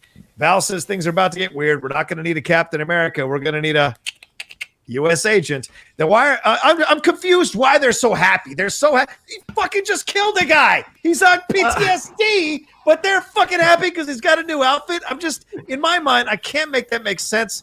Bucky goes to see Yuri and admits he murdered his son, but we don't see the full payoff of the reaction beyond the question why. Bucky reveals he didn't have a choice. Then we go to the psychiatrist's office, and Captain America's book that Bucky had and all the names in there, they are Amy Aquino pulls it out. All the names are scratched off. Bucky walks by the sushi restaurant, sees Leah with Yuri, and I guess some time has passed, because now he can go out and eat sushi again after finding about the murder of his son. Closure on that, at least. Let's stop there before we get into the Sam and Isaiah Bradley conversation. What did you guys think about this attempt to wrap things up? Vogel, I'll go to you first. I know you're a Val lover. Tell me you enjoyed this scene or didn't enjoy this scene. I think I'm starting to love your dislike of Val more than I love Val. To be honest with you, I find it very entertaining. I love Julie Louis-Dreyfus. I just don't buy this role. I'm sorry. Go ahead, man. Rocha, you so angry. I know. Why are you so mad? I really like the Val scene. I love what Julie Louis-Dreyfus is doing. I love the flippant. I said this in last week too. I love someone who is setting up to be a really big bad in the Marvel universe, being so silly, like so flippant. Yeah. I think it's cool that she's flippant. I don't need every villain to come in and have like serious face and arched eyebrow and say, we're going to change the world. Or, like, I love that she's like, hey, did I do this? Did I not do it? I don't know. Not going to tell you because I'm too powerful that I don't give a shit. And I can act like this because I know everything that's going on and you don't. Like, I think that's interesting, and I'm excited to see that character continue, and I'm particularly excited to see that character bounce off of other characters like Ross and other characters in the Marvel Universe who are a little bit more serious, because I think she's just going to naturally come in and just take the wind out of their sails and take the piss out of them, and I think that's going to be fun to watch. As far as like them being happy, I mean, look, Walker killed a guy who most people in the world look at as a terrorist, and so no, I'm saying like the whole like he got court-martialed. Legitimize it, but go ahead. I'm not justifying it, and I thought the dude was a nice guy. I'm sad he got killed. Like, I don't think Walker was justified in killing him. I'm saying, to your point, within the world of the Marvel universe, this guy went, killed a guy. It was brutal and nasty, so he got court-martialed and he got everything taken away. He doesn't get to be Captain America anymore. He doesn't get benefits. He's dishonorably or other honorably discharged, or however they put it. And he was like, I don't know where I'm going to go next. And then Val, the Contessa, shows up and says, hey, I've got a job for you. I got an outfit for you. I got a name for you. You're still in the game. Fuck yeah, he's happy. Like, he's fucking thrilled. Like, he thought his life was over. Okay. But if you're his wife, Mike, aren't you like, my husband needs some counseling. My husband needs some therapy. My husband needs some work. He's clearly, there's shit going on here that's deeper than people are. So what is she jumping up and down about? It's just because you got health care? I'm just saying. It doesn't make sense. But again, like look, you and I have different opinions on Walker's wife and her importance in the world of things. Val is Michael Scott in the MCU. But I do think that she's got Val's pals. Like Scott Scott, she's got Val's pals. I think Walker's wife is happy that her husband has this new lease. Like he's got a mission. He's got important. She doesn't know how screwed up he really is. Oh, get the fuck out of here, man! I don't She's think his she wife. Does. I don't think she does. No, Shannon knows how fucked up you are, Kalinowski. Someone's wife always knows how fucked up you are. They always know. Someone's husband or wife always knows how fucked up you are. They always know. I am telling you, look, PTSD people. But she doesn't necessarily know he has. Dropped the ball. This is where I think the show dropped the ball. Sorry, Mike. Here's what she knows. Her husband, who was a successful enough officer, decorated enough officer, awesome enough officer, that out of all the soldiers in the world got to be Captain America, was Captain America, went out in the field, his best friend got killed, he had a really bad reaction, got court-martialed. She was like, here's what you need to do. You need to go see Lamar's family. He did. And then he did. She doesn't know that, though. Like, again, I don't know. Good. But like what I'm saying is I'm telling you as far as Walker's wife, I'm not telling you what I infer or what I think she should know. I'm telling you what the show has told me that she knows. Yeah, right, fair. Yes. So he went and talked to Lamar's family. He came back. This woman shows up, says, I've got this new gig for you. He's got a gig. She's happy. He's happy. We'll see what happens with them. Like, I think it all kind of tracks and makes sense. You're insane. You're insane. All right. Anyway, and just to be fair, I'm in a relationship. My girlfriend knows exactly how fucked up I am. I didn't want to single out Kalinowski in any way, shape, or form. I'm a pretty fucked up guy. My girlfriend knows how fucked up I am. So I'm just saying, your significant other always knows when you've got stuff going on, because you know who's there at 3 a.m. when you can't see straight, when you have PTSD and you're seeing visions. And any Vietnam veteran who family Vietnam veteran will tell you what they experience. World War II veterans will tell you what they experience at night at 3 a.m. These wives will tell you horrible tales of what these men go through. And there's no fucking way she doesn't know what he's going through. So I'm just putting that out there. Okay.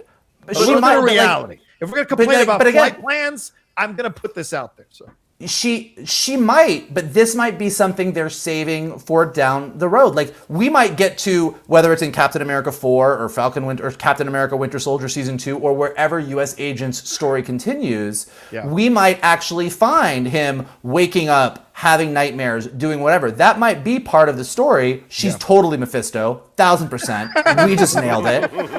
So I'm saying, like, I think that there is more to the story to see, but I think for right now, where they're at makes sense. And then the only other thing I'll say, because we spent so much time on this, is with the Bucky of it all. You spent so much time on this. Jan and I haven't had a chance to speak yet, but I digress. Continue, Michael, please. The floor is yours. The floor is yours. With the Bucky of it all, I just really like that we didn't. I just like that we didn't see. We spent so much time on this. The ball's on you. Never mind. I'll leave my Bucky point to myself. Continue. So continue, please. I want to hear this. No. I'm good. Continue, Michael. Do it in one sentence. Do it in one sentence. All right. Go ahead. Go ahead, Kalinowski. Go ahead, Kalinowski. I want to know what you think about this, Mike. I'm actually with you, Vogel. I actually think the Walker stuff, like, we know he's got the trauma with. Where was it addressed with the PTSD that he has with his service, like in his war history? They never went into that, did they? Like, we're just assuming. Are we assuming it? If I see two guys walk up to each other and kiss and make out, I know they're gay. They don't got to tell me they're fucking gay. So I'm just saying, this is the same thing. When I see a guy going through PTSD, which has been chronicled, what those feelings are like and what it looks like when you're watching it happen. When they show me on the screen, I know what I'm watching. Okay. I don't need it spelled out to me.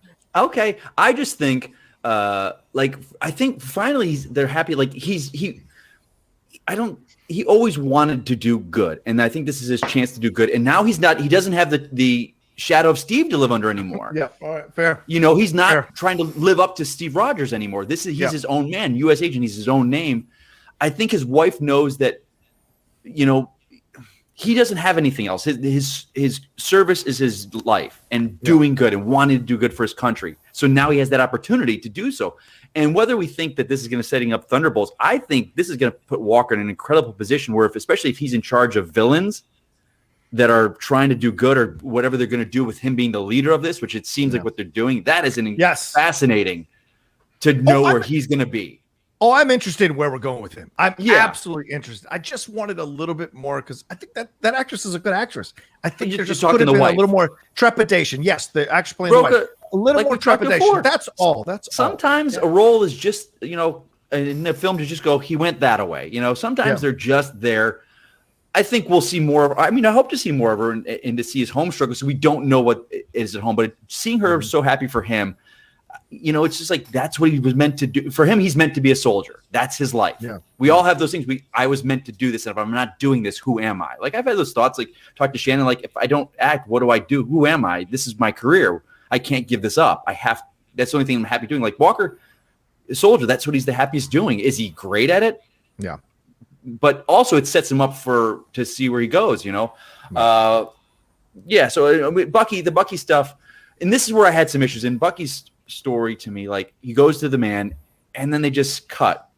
There was no back and forth. There was no grappling with I don't know if they didn't want to show that, and then we get the book and the names are crossed off, which again, either last episode where he was like, Sam's like, you got to go and make amends. You got to stop trying for this. You got to do this. And we didn't see any of that. And then he's outside and the guy's having sake again. And to me, that was a missed opportunity, Bucky's resolution. And I think I'll say at the end of the episode, I think there might have been a reason for that, but it it executed badly. I think it didn't. I wanted a gut punch. You wanted something more. You wanted him to kick Bucky out of the apartment. You wanted him to go, like, why? Why did you do this? Well, I can't forgive you. I can't give you the amends you're looking for. I'm not going to give you that Lord of the Rings ending. Get out of my house. Get out. You killed my son. You took my heart from my chest. And I don't care if you were. I don't care if you were brainwashed. People actually don't go in that moment. Like, I don't. Oh, let me process that. No, you killed my son. Yeah. I wanted more. They copped out a little bit on that, and I think there was to have a feel-good ending, and it felt a little bothersome. I just feel like, go ahead. You don't think so, Mike? You think people get over their son being killed and being told they're murdered? No problem. So the one thing that I was going to say about the Bucky scene is I thought it was a really nice choice that we didn't see the resolution. I think that's intentional. I don't think it was to make us feel good. I don't think it was to make us feel good or to soften the blow. It's because Bucky coming out and being honest about what happened and making those amends, it's not about the reaction he gets. It's not about if it's a bad reaction. It's not if it's a good reaction. It's not about the other person's reaction. It's about him taking those steps to make amends. Like that's what he needs to do. And so the fact that he did it, the fact that he went and was open and honest is the important part. I think they left it open to interpretation on whether that guy kicked him out or said, hey, it's cool. I assume he kicked him out. And said, I don't ever want to talk to you again. I don't ever want to look at you again, is what my assumption is. But I think it's nice that they left that up to the audience to decide what they think happened, because what the reaction is immaterial. It's the fact that he did it. I disagree 1,000%. You could have gotten, like with Rocha, what Rocha's saying, you could have gotten that with a little more. It just seemed like... It's actually not about you kissing your own ass for doing the redemption. That's not what it's about. It's actually you enduring... who's shushing me up? I'll cut someone in the throat. It's about enduring the pain of the moment.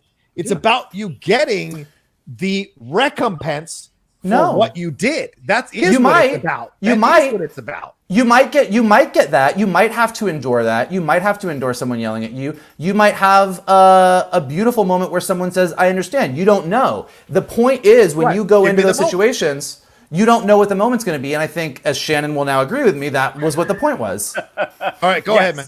Yes, I agree with Mike, because all of the him, Nakajima raging and all that, we don't know that didn't happen. And I don't think the audience benefits from seeing that, because it's not about his reaction. It's about Bucky taking Sam's advice and coming clean. And I think the fact that Bucky does walk past the sushi place and doesn't go in, it's very clear that his relationship with that old man is over. Like he is never going to have sushi. He's never going to have sake with that guy again. But ultimately, he did the right thing because he gave him closure. So yes, I agree with Vogel. To the Walker of it all. What about that? To the I'm not. I'll get to that in a second. Address it. To the Walker of it all, because I didn't say this when we were talking about that section. I did not like the Lincoln quote. I did not like that he was so chummy with them at the end. I think that was like, no, they're way too friendly, and I think that bleeds into the Val scene. To me, that whole scene should have been gone. I think it should have been a very sad Walker with his wife and his wife trying to comfort him, and then his phone rings as Val set up in the scene in the episode before. And he picks the phone up and she's like, look, you made the best decision you're ever going to make. And I don't want to see him in the U.S. agent outfit. I'm like, save that. I understand the fan service argument, but save that for down the line. Like, give us a sense of where he's going to go. Because again, it was just a little too jubilant for I'm back. It didn't match the tone. I agree. For me. You just killed a guy. It just doesn't match. They killed the guy weeks ago or months. Like he's a soldier. How many? We don't know. He's a soldier. How many men has he killed? Yeah, but in this way, so brutally, wearing the shield, wearing the thing, symbolizing something more. And he killed the wrong guy. But to America, arguably, he didn't. Person. To the world, he didn't. Right, but he knew he killed the wrong guy. He ain't living through the world. He's living through his own mind, and he killed the wrong guy. I think he's justified that. I mean, like, if we're really going to break it down, I think he's justified killing that man. He killed a guy who was a flag smasher, who in his mind, he was sent out to bring the flag smashers in. So I think he's justified that. Like, to me, like, we'll see. Look, I don't write scripts. I know, and I appreciate you two do write scripts. So let me throw something out there. If Bucky does get skewered, it allows you to see him, that he is still, no matter what his efforts were, he's still tortured by the attempts, because there's still recompense to be had for him, so he doesn't get away scot-free. And I think there's something to add to the character to still have that undercurrent of pain or whatever bubbling as he moves forward. It decorates him more as a character. Well, except that, okay, I can tell you, like, that is completely valid, but it is very clear that is not the story that these people want to tell. So no, I'm not saying absolutely you get like Bucky for 10 years now has been tortured. I mean, from Winter Soldier through Civil War, even into Infinity War and Endgame, when he should, like, any moment where we've seen Bucky is the tortured guy that was the Winter Soldier, that did all this stuff, that doesn't think he has worth, that is dealing with all the things that you just laid out. This series is built to put that to bed. He starts off tortured. Yeah, you're right. He does this stuff, and the last thing that we see is Bucky proudly having his arm out, playing with a bunch of people, smiling, and being completely happy and at peace. So what they're saying with this show is, we're putting all of the stuff that you just laid out to bed, and Bucky is going into a new chapter just as much as Sam is. You're absolutely right. You're absolutely right. That's what they were doing. I just think for me, I would have liked to have seen it, but I get your point. Absolutely. And I like the Sopranos finale, Murderata, so kiss my ass. I saw that in the chat, and I was like, ooh. I was one of those people that defended the finale. And also people are like, oh, Rocha needs this explained, but doesn't need that explained. Everybody's that way, you fools. Everybody's that way. Everybody has certain things they want to see explained, and other things that don't get explained are like, why not? This is all, it's subjective in nature overall. Like, Shannon needs to see flight logs. I don't need to see that shit. I need to see an Asian man berating Bucky. We just all have our things, ladies and gentlemen. I need the email receipt from the flight. You need flight logs. McClung needs flight logs. I need to know how long. Yeah, this is why I love A Few Good Men. All right, let's move past this. Need them flight logs. Vogel and I are never going to agree on Val, I think. Maybe down the road as I see more and more of that. I don't know. We'll see.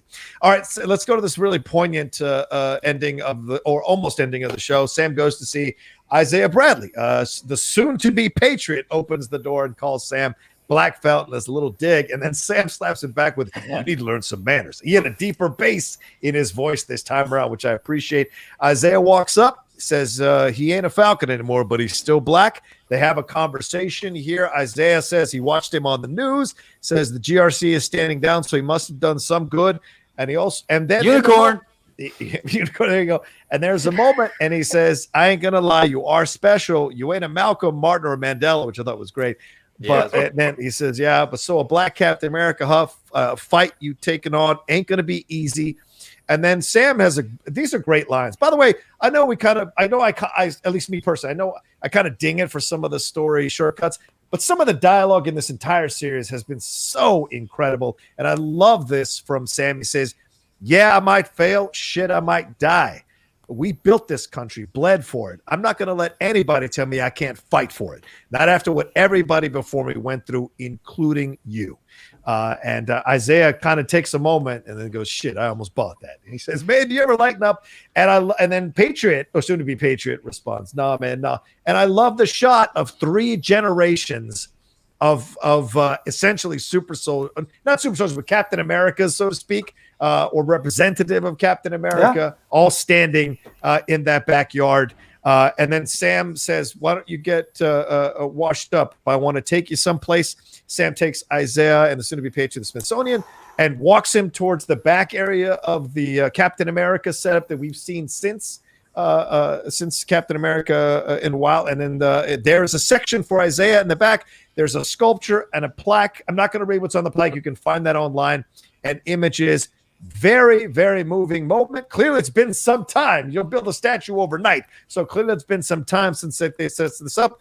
And it's a beautiful sentiment. And he says, now they'll never forget what you did for this country. And they have a beautiful hugging moment. I was in tears watching this moment for sure. It's the one really powerful moment that got me through this whole episode. Then we go back to Sarah on the docks with a food and celebration montage. Love the kids using Bucky's arm as a pull-up bar. And then Sam and Bucky end up looking out with a smile on their faces. Clearly both men who have come to terms with their past and are moving forward. As Michael said, the intention of the series here, and it fades to say Captain America and the Winter Soldier, not Falcon and the Winter Soldier, to end the show for now. I go to Kalinowski on this one. Kalinowski, talk to me about this moment. Talk to me overall about this the section of the show here to end the show. I think it was the perfect kind of end cap to this. We had a little bit after this, but I think that was the perfect way to end it. Carl Lumley, anytime we get more of him is so great. He just does so much with the role. Seeing them together, you made a great point, Rocha, where you said the time to build that statue. I don't care. Yeah. It just flowed. So when we see people going, we need to see plane logs. I don't care. It doesn't matter. It just happens. I didn't even think about it until I saw it in the chat. Like, they built that statue pretty fast. I was like, oh yeah, that. Oh well. It's the first thing that occurred to me, but I'm like, what I love when they walked in that Smithsonian, I was like, I don't know what I'm going to see here. Are we going to see old Steve? And for a second, I thought that, but then I was like, nope. I thought old Steve for a second, but then I was like, nope, it's not his show. It's not his show. That would have taken away from Sam and Isaiah. I was like, agreed. Evans ain't going to be there. The minute I thought it, I was like, nope. And then I was like, oh, are they going to show him in like his suit where they had Steve's old suit? Or they can have Isaiah's suit. Like, oh, that would be awesome. But then to see the statue. So again, it's interesting because it wasn't him in the suit. It wasn't him as a Captain America. So the government conceded and made the statue, but they didn't full on show what they did. And I don't know if that is, hey, we're saving that for later flashbacks. And maybe when we deal with Patriot, we don't know what the suit would look like. We don't want to commit to that yet. This was a nice kind of behind the scenes. I'm thinking, like, why would they put him in a suit or do him in his military service uniform and not a Captain America suit or something. So I did see that. But again, as a fan of Carl Lumley's forever since Mantis, I just more of him is great. I hope he's still going to be in it more. I hope he is, this doesn't conclude his story. And then the end with Falcon, and that was such a great moment. And you guys hit it on the head. It's like it's making Bucky be done with the Winter Soldier. I thought, with the list and the crossing off, I thought it happened a little too fast, but again, that was, it needed to happen to progress to this next chapter. And when we finish wraps up, I've got some thoughts on that. Yeah. Okay. And Michael, I'll go to you next on this. Really powerful stuff. Really important stuff. History changing stuff going on here. And a powerful moment to end it. And then an even more beautiful moment from these two guys who had been at odds for a majority of the relationship now kind of come to terms. And Bucky has his Captain America back in a way. And that's really powerful too for Bucky's story, I think. Yeah. Yeah. Look, I think that, I got nothing bad or nitpicky to say about any of these scenes. This was all perfection to me. The scene with the three, like with Sam talking to Isaiah was beautiful. The fact that Eli was out there, the fact, like what you said, you have these 3 generations of black men who, if they do go where we think they're going with Eli, as you said, it was like we've got kind of the original Black Captain America, the new Black Captain America, and the guy that's going to become Patriot, which is the younger Captain America, Young Avenger character. So I think that was beautiful. And man, I've watched this a couple times now because I watched it, I watched it yesterday morning. I watched it a couple times to get ready for us to all chat about it. And I get a lump in my throat. They go into that museum and I just lose it. I can't. It's so beautiful. It's so powerful. It's so, to Kalinowski's point, they don't ever say in this show, I know in the comic book, Isaiah puts on the Captain America outfit. They don't ever say in this version of his story, in the MCU version, that he did that. So I felt like that this was sort of an admission of like, this is everything that happened. Like this is them saying this really existed, this happened, and that he's now a part of the Captain America legacy. And I thought it was great. So I thought it was wonderful. And then to just go back to Louisiana and have this joyous moment.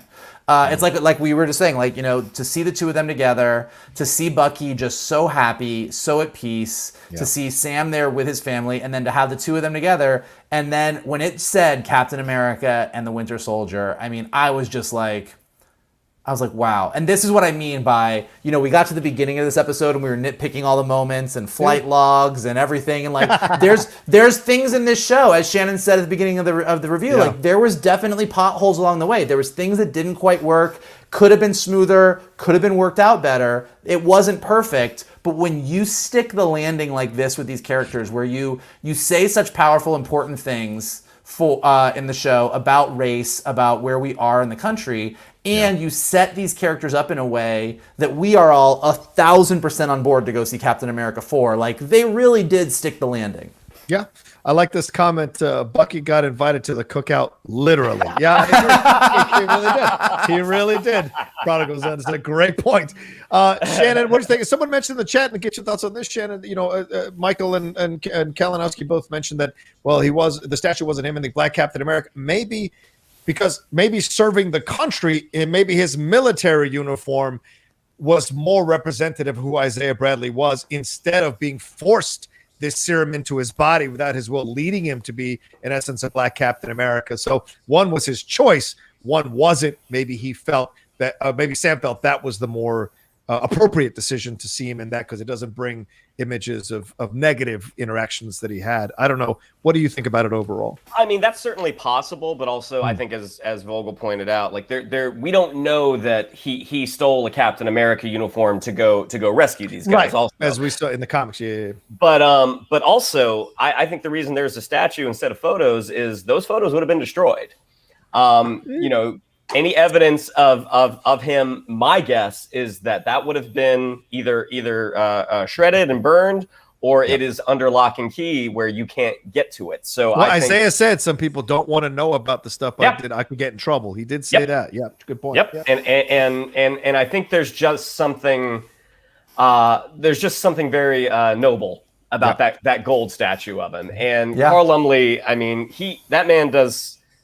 He's a brilliant actor. He also does the best Trimble acting I've seen in a while, because he did it in his first episode too. I mean, that emotional, like once he throws that ashtray or that tin into the wall, and then when he's hugging Sam, you just see the emotion.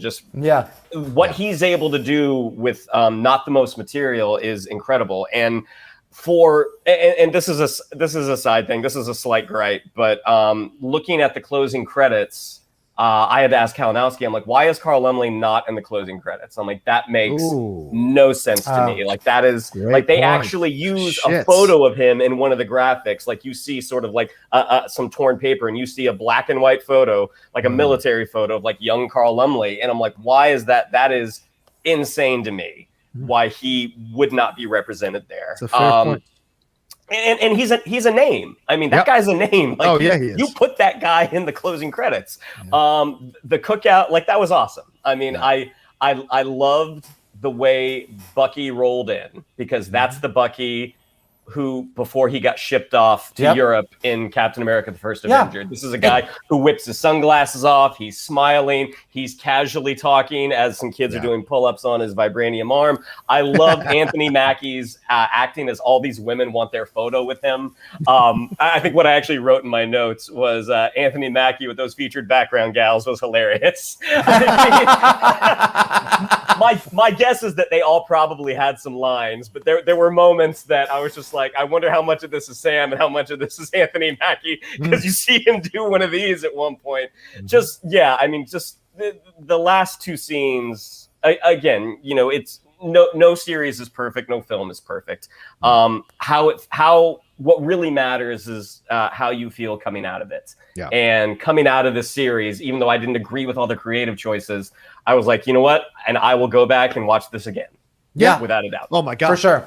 As a guy who's rewatched every one of these episodes for this review 2 to 3 times, it is never not enjoyable to watch these episodes. No matter what my issues may be with it, overall, I'm very happy this series happened. I'm very happy it's out there, and I appreciate the gutsiness to them to go this route and deal with these issues with this series. Whether they nailed it or not, we can debate, but I think I appreciate the gutsiness of doing the series. Michael, you were going to say, sorry. No, I was going to say, Kalinowski said this at the very beginning, and I think whereas WandaVision really works as a week-to-week show, I'm excited to kind of go back and rewatch all 6 of these together. Like, I think that watching this, just binging all 6 episodes together, some of the parts that don't work as well, some of those potholes along the way are probably going to be minimized, and the stuff that's really working is gonna maximize. So I'm actually really excited to go back and rewatch it all. Me too. All right, let's get to the big reveal. Now, we'll get to your Streamlabs and Super Chats right after we talk about this big reveal, this post-credit scene. Sharon Carter is being offered a full pardon, but that's by that same smarmy senator we've seen the whole series. Apparently, there's no other fucking senator in the United States, but he's there and says there's an opening in her old division. She says, I'd be happy to take it. He says, welcome home, Agent Carter. We get this emotional moment from Sharon, followed by an evil smile as she walks off camera. A lot of claps, standing ovation. Then she goes out and calls someone. Clearly can't wait to get in the car. She's going to call someone out there wide open and says, start lining up buyers. Super soldiers might be off the menu, but we're about to have full access to government secrets, prototype weapons. You name it. Should be something for everyone. We don't know who she's calling, and it goes to black. Vogel, take it away. So look, we talked about Secret Invasion this week on the show, on our weekly show, because Olivia Colman and Emilia Clarke are both confirmed to be in it. And we talked a little bit about Secret Invasion in the comic book. Jessica Drew / Spider-Woman is one of the key characters. And she is revealed to be the Skrull Queen, and that the Skrulls have kind of invaded the superhero community. And one of the things we talked about is knowing that Disney Plus is kind of adapting that into Secret Invasion as a series. They're not gonna bring every superhero in the MCU into this show. It's gonna go down a different path. And so when I'm looking at the fact that Sharon Carter, as to Kalinowski's point, who said it really well, is not acting 100%. Like, we're all of our spider senses are tingling. You can argue that it's justified or not justified, but everyone's spider sense is going, Sharon Carter's acting a little bit weird. And we end the final post-credit sequence is her being placed in a very high up level within the government. Mm-hmm. And so if the arc that they're going for with Emile VanCamp, with the Sharon Carter character, is that she is going to, in the MCU, in the world of the MCU, kind of replace Jessica Drew and be this character who we find out that the real Sharon Carter is somewhere else and that this person is a Skrull or something like that, I think that makes a lot of sense. Now, could that all be me being completely Mephisto'd? 1,000%. As we all know, this year, we've all been Mephisto'd a few times by Marvel. So it could completely not be that. I think, not and me. I think not you. Well, but I do think bullshit in WandaVision. Not for a second. So look, you guys are looking at M's and wallpaper and crap. Get out of here. Get out of here with that nonsense. So look, maybe Sharon Carter is just straight up. Maybe she's just straight up the power broker. Maybe she really did make this turn. Maybe they're going to try and justify it. Maybe we'll get used to it. Maybe it will work. But I'm going to, at least for now, assume that she is going to be key to the Secret Invasion storyline. Okay. Hashtag Skrull life. Living that Skrull life. Kalinowski, is she a Skrull or was this a turn? What's your feeling? Buddy boys, that's what I woke up the next morning and I just sat up and I'm like, oh God, of course she's a Skrull.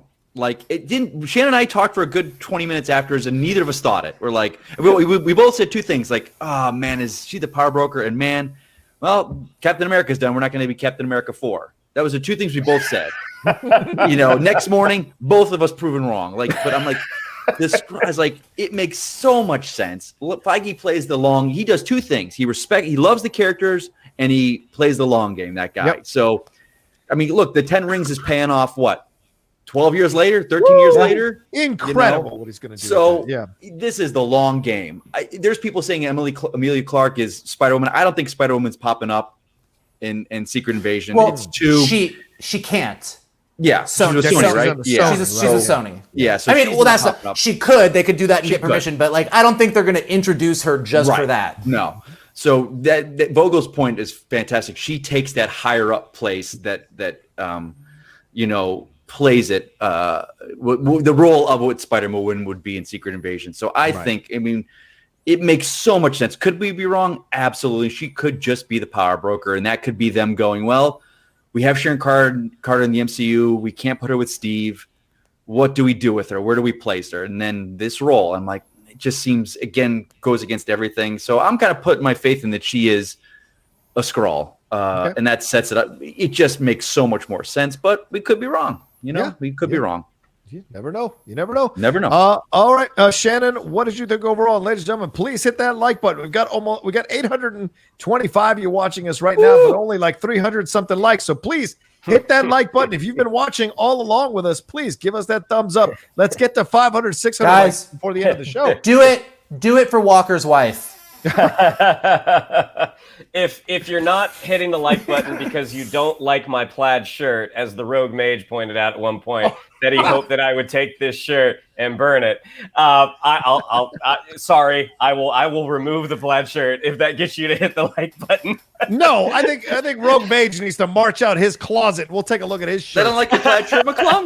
The Rogue Mage didn't like it. He's probably got a robe in there from Harry Potter. Give me a break. Go ahead. Yeah, go ahead. But it was interesting because before we started the episode, Kalinowski and I were talking about Sharon Carter. And he's like, yeah, I heard that, someone said online she might be a Skrull. And I'm like, well, that's kind of a random poll. I don't know why that would be. Mm-hmm. And so we finished we finished the episode, we chatted. I came home and got in bed and I was thinking about that. And I'm like, why would she be? Oh, that's why. Yeah. And then people are saying, well, that's the appropriate reaction. She's either going to be the power. She's not going to Secret Invasion. She's going to Armor Wars. And I think it's entirely going to depend on which one gets released first. Yeah. I think if she is in Secret Invasion, that she is a cast member that does not get announced. I think that's going to be like a Julia Louis-Dreyfus surprise, because the moment you announce her in Secret Invasion, the entire fan community is like, oh, so she's a Skrull. Okay, we got it. But to those points, Armor Wars, what have they said that deals with somebody stealing Iron Man's armor? Yeah, right? Iron Wars doesn't deal with that. But all I'm saying is in the way that Marvel with their movies mixes things together, and this is just me making shit up. I could be 1,000% wrong, but if she, as the power broker, is taking government property and selling it and doing stuff with it, including getting into Iron Man's armor, and that's all stuff that they get, and then like the post-credit sequence at the end of Armor Wars is, oh, she is a Skrull, and that leads into Secret Invasion, that could be a thing. Why would she get his armor? Tony doesn't work for the government anymore. I'm saying that as the power broker, as doing whatever she's doing, in addition to being high up at the CIA, she's getting her hands into other things, and we reveal it's because she's a Skrull. This is me like Kevin Feigeing. I could be completely wrong about all of this. I'm just saying that would be a cool way to go about it. Yeah, I don't right now. I'm okay with the turn. The 7 years is a long time to change your mind about something, and I get that you've got. We all say idealistic shit in your 20s, but somehow you can be a liberal in your 20s and a conservative in your 50s. So things change in your life, situations, what have you. Who knows what she experienced, what she navigated. And I'd be okay because, like I said, this foursome of her and Val, U.S. Agent and Zemo, that's a fearsome foursome that you can play with. And somehow, if you can find a way to legitimize it a little bit more, I'm okay with it. I like the idea of a Carter going evil, but I like pro wrestling. They switch heels and they become heels and faces all the time. It works either way. Fly. So I think for me, I'm okay with it. I could buy it if they, as Michael said earlier, legitimize it. I see the reasons for it. It makes sense to me in the end because people get disillusioned by their governments all the time. Especially we have a senator who gladly took a Captain America shield from a black man and gave it to a pretty white boy over here without vetting the guy properly. We see government make mistakes all the time. So that can affect you overall about what your perception is about the world. You know, how many people are struggling now with their family members going QAnon who were former liberals, for God's sakes? They don't understand how to process that. It can happen. So no matter how great they were or how much they were all about helping everybody, they can turn on a dime because of whatever they read or look at, and their perception changes. That's possible. I'm just creating space for it, but she could also be a scroll, and if it's a scroll and they make it work, that's fine too. I'm just not as turned off by it as some people have been. And I like Emile VanCamp as a villain. I kind of dig it. I think it's probably her more natural essence. So I like it. It works. In a positive way, you know, that she's not someone to fuck with is what I'm sounded like a compliment. Okay. You know, it's my left hand. I said it with my left hand. Anyway, all right. All right, let's get into some of these before we end the show, if you guys are okay with it. Some Streamlabs and Super Tests. Let's jump into it. Send them in now if you haven't sent them in. Any other words we want to say about the series? But I think we'll cover it as we go along with these questions. Oh, yeah, Kalinowski. Are we going to address the Cap 4? Want to talk about that? Oh, yeah, we can talk about that. There is a Captain 4 that was announced, Captain America 4 film coming from the writers of this Malcolm Spellman and, oh, gosh, I'm sorry, I can't remember the other name here. Malcolm Spellman and Joseph Sawyer. They will be writing this next Captain America film. They haven't announced a director yet, so we don't know if the director of this series, Kari Skogland, will be the director on this. But it is happening. No plot details have been released, but it is going to happen, and it will be Sam Wilson as Captain America. This is exciting. This is a very exciting thing. What was your reaction, gentlemen, to this news? One at a time. Anybody wants to go? I think this is just brilliant Marvel PR to have this come out on the day of the final episode. It's like, it's so smart to go, they finally got there. You know, you didn't really know with these limited series, like, well, okay, is he actually going to become Captain America in the MCU? Are they really going to go there? Are they really going to do it? And I think the fact that they announced right away that this is what Cap 4 is going to be, and it's this creative team telling that story, it just gives you that confidence that they really are sticking to this. Like, this wasn't just like a stunt. Like, Sam is now Captain America. So I'm really excited. I have no idea what the movie's going to be, but I'm stoked. It's like I said, like, I thought they stuck the landing on this show in a way that made me excited to see where these characters go next. Yeah. All right. Kalinowski, what'd you think? Yeah. I'm not of two minds. I love the fact that this is where they're going with it, because, like Shannon and I said after, it was like, well, they're not going to be a Cap 4, so we'll probably see him pop up as the Avengers, like when they eventually do an Avengers film. The fact that it was announced right away, like they knew they were going to do it, you know, I'm sure, right, in advance, but saved it for the end. I hope, and this is my thoughts going forward, I hope it is Sam Wilson, Captain America, by himself. I don't want to see Bucky in the film. I want him to be on his own, earning it's his film, and let him tell the tale. Let's get Torres back in there as Falcon. Let's, Isaiah, that's where you build Patriot up in that film. And because I think, and as much as I would love a second season to this, now I know it's like, oh, we don't need a second season. I want to see Bucky as Nomad, now doing his thing, going across, helping people, earning that, making, because my thing is him. I always wanted Bucky as Cap because I wanted him to make amends for his role as the Winter Soldier, and that's how he would do that, is of service. So we're not getting that, and rightfully so, Sam earned Captain America. So I want Bucky still, even though he's crossed off the names in his book, he needs to make amends for the decades of killing, and I think him being Nomad, Captain America and the Winter Soldier was called. I think, the Winter Soldier is behind him. He's not that anymore. And you just couldn't throw up a different name, Captain Bucky. But I want to see him as his own. And I think there's a Sebastian Stan series that should go forward from here. But Sam should be the film by himself. He's earned it. It's his film. I don't want him to be teamed up with anyone. Sorry, I don't disagree with you at all, Mike. I think that's a great, excellent point, because A lot of people felt that Bucky was. I've seen some reviews. People felt Bucky was a little bit in the back seat in this series. Yeah. Even though it's the Falcon and the Winter Soldier, they felt the Right. Winter Soldier didn't quite get as much. So maybe a series on his own, establishing himself in his way. I saw some people say it should have been Ed and Card should have said the Falcon and the White. The Captain America and the White Wolf, leaving both of those personas behind. It's not a bad idea, to be honest with you. Shannon, what do you think about this Captain America 4 news, and what's your feeling about it going forward? Yeah, I mean, I just assumed the Cap movies were done, that they weren't going to make anymore, that the next time we would see Sam would be like he would pop up in someone else's movie. The fact that they are going forward with it, I think is awesome. I hope he gets his own trilogy. I hope he gets that Cap 4, 5, and 6.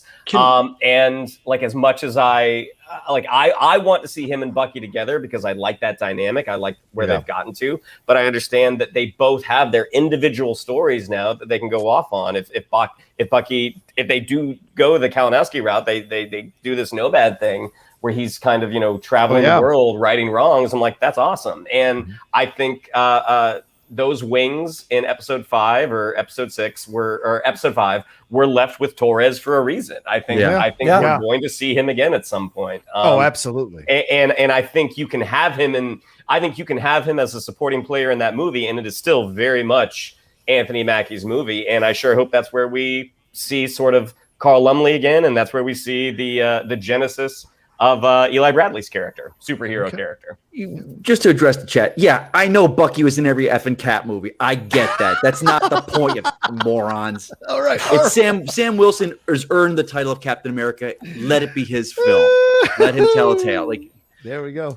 Captain Bucky was in every episode, Mike. You think you're an expert on Cap, but Bucky was there in every one of them. Who's the villain in the second one, you dumb fuck?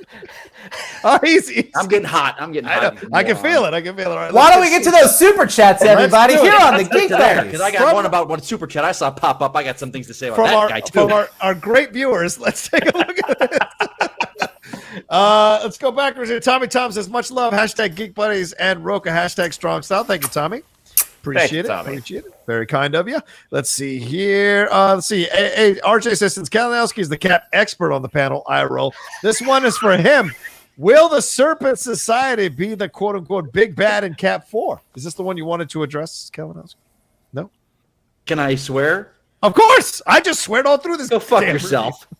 You go look at Google it. Serpent Society. I got your Serpent Society right here. Oh, all right. Cobra. Like, I'm the Cap expert. Well, you know what? You got my Twitter.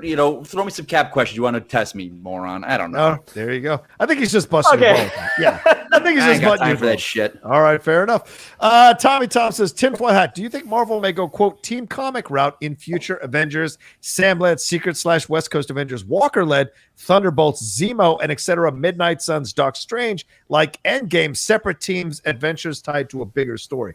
Woo! Like I said on the Geek Buddy show, Feige might be pushing this whole thing out there. It's going to be a lot to keep track of. What do you guys think of this possibility?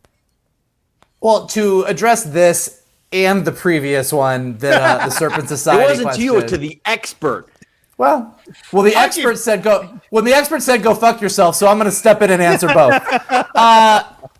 I think rather than doing things like introducing Serpent Society, I think we're already seeing the genesis of where they're going to go. Like, we've all talked Thunderbolts because of Zemo being on the raft with Julie Louise, with Val. And I think that they're probably Cap 4 will continue those storylines as well. So whatever Sam is dealing with, rather than bringing us a whole new villain to deal with, they're probably going to take whatever it is, whether the Contessa is sort of like the new Hydra, or whether she's leaning into the Thunderbolts and working with Ross, or whatever. To John's point, like, to see all these people coming together, even with Emile VanCamp as the power broker, like, depending on where Cap 4 falls and where Secret Invasion falls and where all this stuff does, I think we're going to see a continuation of those stories on the other side and watching Sam deal with those things. And I think that Sam will probably continue to deal. I mean, with the team that wrote this show, writing this movie, he's also going to probably continue to deal with what it means to be a black Captain America. And I think that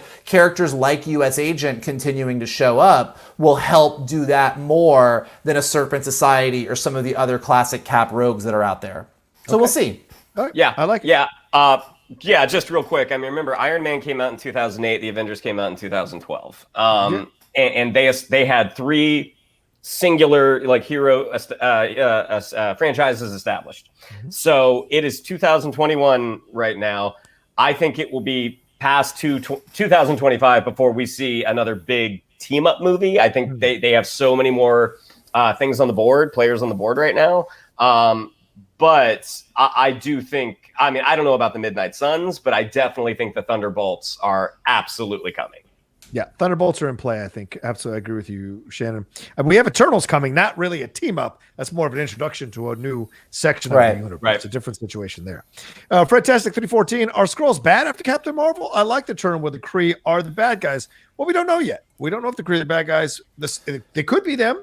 It could be a splinter group of the Skrulls, right? We know some Skrulls are good guys. We don't know that all Skrulls are. Yeah. I mean, it's pretty good. I think it's pretty safe bet to say that Talos, Ben Mendelsohn's character, is probably like he and the Skrulls that we know from Captain Marvel, the first Captain Marvel movie, are probably still working with Fury. We saw them at the post-credit sequence at the end of Far From Home. But just like with the comics, as we get into the details of the Skrull Empire, which we don't know a lot about, there probably are different factions, and there could be a faction that doesn't like that Talos and some of the Skrulls are working with humans. So I think hopefully as we get closer to Secret Invasion, or when we get to Secret Invasion, we will also dive into sort of more details on alien politics and Kree and Skrull and everything that we've only gotten hints of so far. Yeah, fair enough. All right, let's bring in some of these. I'm going to have to read some of these because, I mean, we've been going for so long. They're no longer on the screen. So Tommy Tom says, I'm thinking Wakandan slimmer look like Black Panther's talking about the uniform for Captain America. Captain America. Yeah. Wakandan is a little slimmer like Black Panther. I like that idea. I think maybe that is coming eventually from them. RJ Donut, is it in Agents of S.H.I.E.L.D.? Didn't McClung's character in the show use the same face disguising tech as Sharon Carter? Is McClung the power broker? People have questions. With this shirt, probably not. No, I think it would be because you're wearing that shirt. You try to fool us that you're not. It's always the unassuming guy. Yeah. It just seemed like a quiet guy. Colin Vandenberger says Sharon being a Skrull is still lazy writing, though. Is that really better than a glossed over heel turn? Gentlemen, anybody want to chime in on that? I think it is. Yeah, you're right. He's right. I don't think it's a heel turn. I think it's she's a Skrull. I mean, are we all in agreement? Like 99%? Like, oh no, I don't 90%. know. Yeah, you're going to be on your own on that. You're going to stick on that hill by yourself there. Me and Hayward Island are hanging out over there. What was it? Bearded Bad Guy Island now? I think didn't someone on Twitter change it to Bearded Bad Guy Island? No. Fuck that senator. I'm not. Fuck that senator. I got nothing to do with that senator. But Hayward and I have separate conversations. Go ahead. Yes. Yeah. I think the Skrull turn. The difference is that if Sharon Carter really has, and like Rocha disagrees with this, but like if Sharon Carter really has had such a dramatic turn that we never really got to see and only heard about, to Shannon's point, we're like told, we aren't shown it.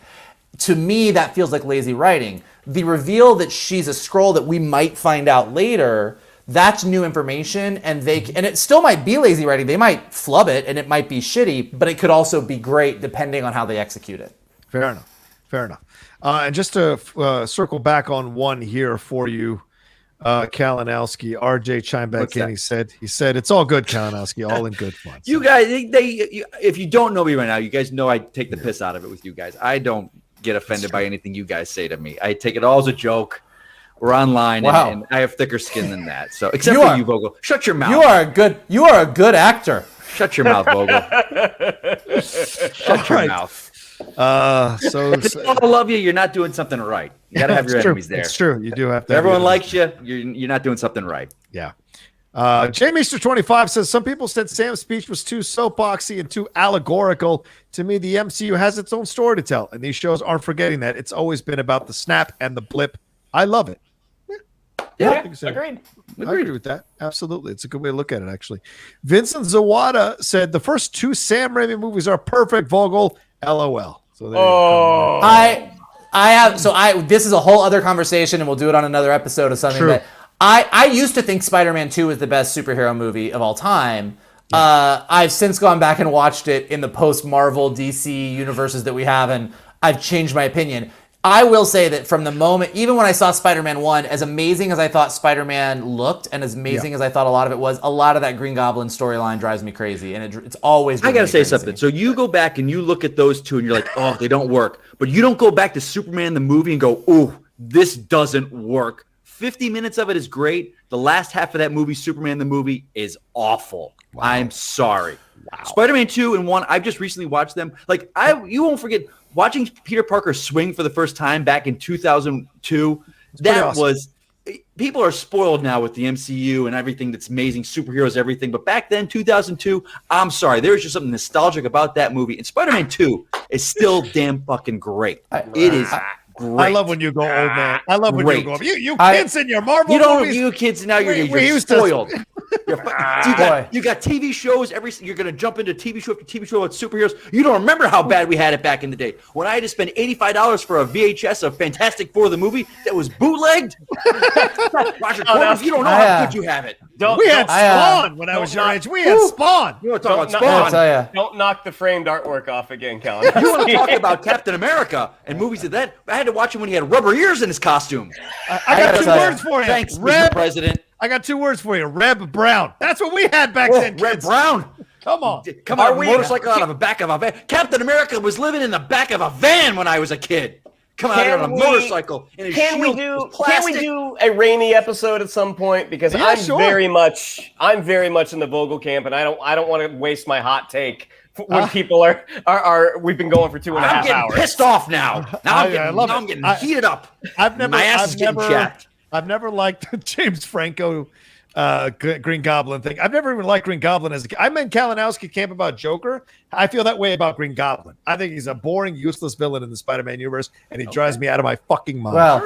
Well, we clearly are going to have a Sam Raimi special edition episode at some point. I agree. We got to. Oh, yeah. Let's not forget that David Hasselhoff played Nick Fury. You're damn right. And we loved it when he played it because that's all we had. That's all we had, you kids. That's all we had. Dumb Duggan. Val. You want to talk about Val? Lisa Rennie was there? Oh, yeah. That was my Val. That's right. And I loved it, and I had to deal with it. And that was before she put collagen in her lips. That's right. Sandra Hess had a rocket out of the back of a van shooting it at the city, and we loved it. Now see, this is Secret Invasion. Down by the river. You get that down by the river. She had a van with a rocket down by the river. And we loved it, and we had to take it. Let's move on. I got so many more to get to. All right, RJ said, I picked up my first Mark Gruenwald written Cap comic in the mid-1980s. This finale was pure comic book fun. The series had so much Cap lore in it. Yeah. I don't disagree with that. Gruenwald is great. Absolutely. All right, let's get into some of these other ones here. Francisco Lopez says, hey, guy, I'm not the biggest fan of Walker. Hey, guy, all right. I'm not the biggest fan of Walker's turn because, 1, it didn't feel earned and it was fast. 2, did we forget he did what he did as Captain America, killing a guy in front of people? It's almost like a white cop's killing unarmed black person and then everything is cool. Ooh, Francisco, that's a fucking great point, my friend. Great point. And people turn black people into criminals who a cop wouldn't kill him unless he was a criminal in certain communities. Just like people say, well, the world knows he's a terrorist. Same kind of thing. To his point, and which is a great point, which we see as Americans, it's them, somebody else. That bad guy is over there. It's not an American, but it's our people. Then it's different. So it's like, why do you accept one, but you don't accept the other? That is a fascinating point. And it's great, yeah. I mean, I think for me, and I think they do a nice job of this, and including Walker going down the U.S. agent road, I don't think that they tried to pull Walker had this noble moment at the end, now he's a good guy, let's forget everything he did. Like, I think even as we said when we were talking about that scene, like, Walker does the right thing in that moment, and you see that he wants to be a good person, but I don't think that we've forgotten what he did to the Flag Smasher either. I think that the fact that he's wrestling with those two sides of him is something that I hope that we continue to see. If we get down the road and he's like just a good old buddy now, then I think that would be a shame, but I don't think that's where they're going with him either. Yeah. Okay. It's almost like my proposed rewrite of that scene would have worked. Oh boy. Jesus oh Christ. God. Wow. Arliss 123 says, if Sharon is really the power broker, Aunt Peggy should rise from the grave and slap some sense into her. Yeah. That's fair. That's fair. Well done. I mean, Marvel loves Haley Atwell. I mean, don't think that's not been talked about. Well, they ain't the only one. I love Amy. I mean, Aunt Peggy. I mean, in the comics right now, Aunt Peggy's back and young, just like Sharon is. So you know what? Stranger things have happened. Loki, bring young Sharon Carter back on this thing. All right, Raymond Verrata says, can Zemo's butler have his own series? Missions directed by Zemo? I mean, he might die before the series. So that's an old man. You know what? I'm down. I'm down for it. That's, you know what? That's the purpose of a Marvel one-shot right there. The Marvel needs the superhero version of Mr. Belvedere, and I am here for it. Oh, you're killing me, Vogel. All right. Tushka says, I love this series and even more love the Geek Buddies reviews. Oh, thank you, Tushka. Appreciate that. The dynamic viewpoints you all bring is what keeps myself and others coming back. If you only had one to pick, would you rather have a 3-hour film or a second season of this show? Ooh, good question. I will jump right in and say a film because I want the big screen. I want the big screen experience with a theater full of people. Okay. Kalinowski, Vogel, what do you feel? Vogel, I defer to you right now. I'm actually with Shannon. I think it's I think that to Kalinowski's point, I think Sam has earned the right to have his own movie. Like, I would like to see these guys all graduate back up to the big screen in their new roles. Okay. Yeah, and that's what I meant earlier when I said Sam has earned by himself up. Like, he's earned it. Let him be Captain America in his film, not Captain Bucky, Captain Winter Soldier. And to that point, I think because that's a great thing. I talk a lot with Christian Harloff on our Sith Council about the movies are the movies, and there's a place for, Rogue Squadron, but then the TV shows, and it just helps the world. Like, I want Sam Wilson as the I want it to be called Sam Wilson Captain America. I want that to be the title of the film, and that's his film. And I want Bucky in a limited series, righting wrongs. Rocha, the classic knight errant story of the stranger walking the Western. The stranger walking into the town and trouble just finds him and he solves it. Kung Fu. Like Kung Fu. You go. Like I want those two different things. I love that. Give. Hey, we're greedy now. We get it all, so I want it all. I'm not in my old days again, so give it to us all. I'll take a 3-hour or a second season, whichever one gives Walker's wife something to fucking say. All right. Let's move on to the next one. I just want to make sure I clarified that on my points. All right. Genghis Khani. I love that. Genghis Khani. That's awesome. I hope Sharon isn't a Skrull. Love it or hate it, the show was pretty clear on who she is now. But I agree, we definitely need the backstory. Hoping we get it, considering the only post-credit was of her twirling her mustache here for the revenge vibes, of course, referencing the ABC show that she was on with Madeline Stowe. What do you guys think about this? Well, it's the revenge show that she was on with Madeline Stowe and Mike Kalinowski and Shannon Plum. Yes. Lordy. I apologize. We walked right into that one. Come on now. I'm sorry. I love Connie. We've exchanged tweets before. Oh, nice. No, I mean I think the only way to explain it is for her to be a Skrull without having sort of the whiplash effect of who she was in the Cap 2 and 3 to who she is now. Okay.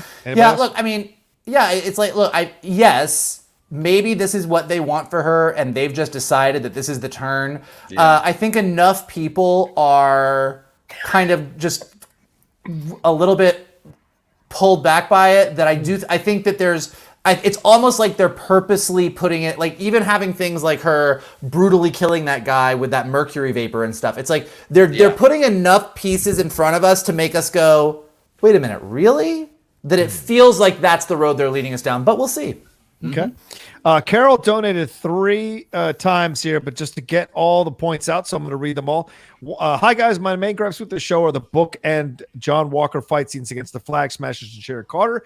It seemed like Walker already had the serum in the first fight scene versus him getting his ass kicked later with the serum in him, which didn't make sense. I hated what they did to Sharon, and she's not even my favorite Carter.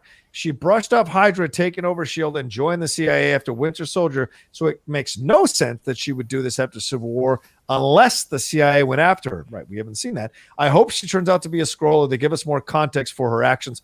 Also, I feel like Sam was the best written character in this show. Bucky is one of my favorite MCU characters, and I feel like he got shortchanged towards the end. Look, let me tell you something. In a world where black characters have been shortchanged constantly in whatever media you watch or listen to, it's okay that occasionally a white character gets to take the back seat to a black character story and gets underwritten a little bit. That's okay, ladies and gentlemen. Do we strive for both now in a post 2020 world? Yes, but I'm okay with a little bit of the underwriting. Well, and that's wait. You're okay with that, but Walker's wife needs to get her own limited series. Yeah, you know why? Because she's black. She's black again. She's black again. All right. But and Native also, American. And Native American. Go ahead. That's also presuming everyone assumed that Bucky got the short shrift. I mean, I don't feel like Bucky's story was underwritten. I feel like both of their stories were served. I mean, I think the character arcs for Sam and Bucky and Walker, except for the very end, I thought all those character arcs worked exceptionally well. Okay. I think that Bucky is definitely the second fiddle to Sam in this show, though. I think it is very clear this is Sam's story. It's about him becoming Captain America, but part of him becoming Captain America is Bucky accepting him as the new Cap and accepting his role without Steve there to tell him who to be. So I don't disagree that if you're a huge Bucky fan, you probably felt you wanted more from him, and I think that's fair. But I think that this was Sam's show, and I personally loved that it was Sam's show. Yeah, I think also great. Your first point, I think 100%. I'm on board with you. Where Walker handled those super soldiers way too easy, and that's why I did think it's like, oh, he's got the super soldier serum in him early. Like that was a missed up. Something was off with that, but we've addressed that. Yeah. I'm one of those people that Bucky. I will want. He's one of my favorite characters in the MCU. I didn't felt he got the short shrift in the show. It's like WandaVision. It's called WandaVision. It's Wanda and Vision, but it was Wanda's story. Mm-hmm. You know, you didn't feel Vision was shortchanged. Whereas that's why I think with Sam now it was about him coming to it. And like for me, I've always wanted to see Bucky get the shield, but now watching this show is like, oh, Sam deserved it, and it worked that way, and he got it in such a wonderful way. And that's why I also see Bucky has got a show coming up, I would think. So, and there was talk, I think there was talk of a Nomad show. I remember that. Yes. Yeah, and it kind of died off a little bit. I don't know if Marvel got on it and kind of put the kibosh on it, but there was talk of people being attached to a Nomad show. So that could be plans. I think WB announced it, and like everything they announced, it didn't happen. All right, Jeremy Dion said, this season on ABC, the second favorite Agent Carter. Yikes. I hope in a sequel, Walker's wife is about to give a flashback moment of her relationship and gets killed right when she opens her mouth just to piss off. That was the best comment of the night. That's called fridging. That's fridging a character. Yes, that's totally fridging. I'd walk out of the theater.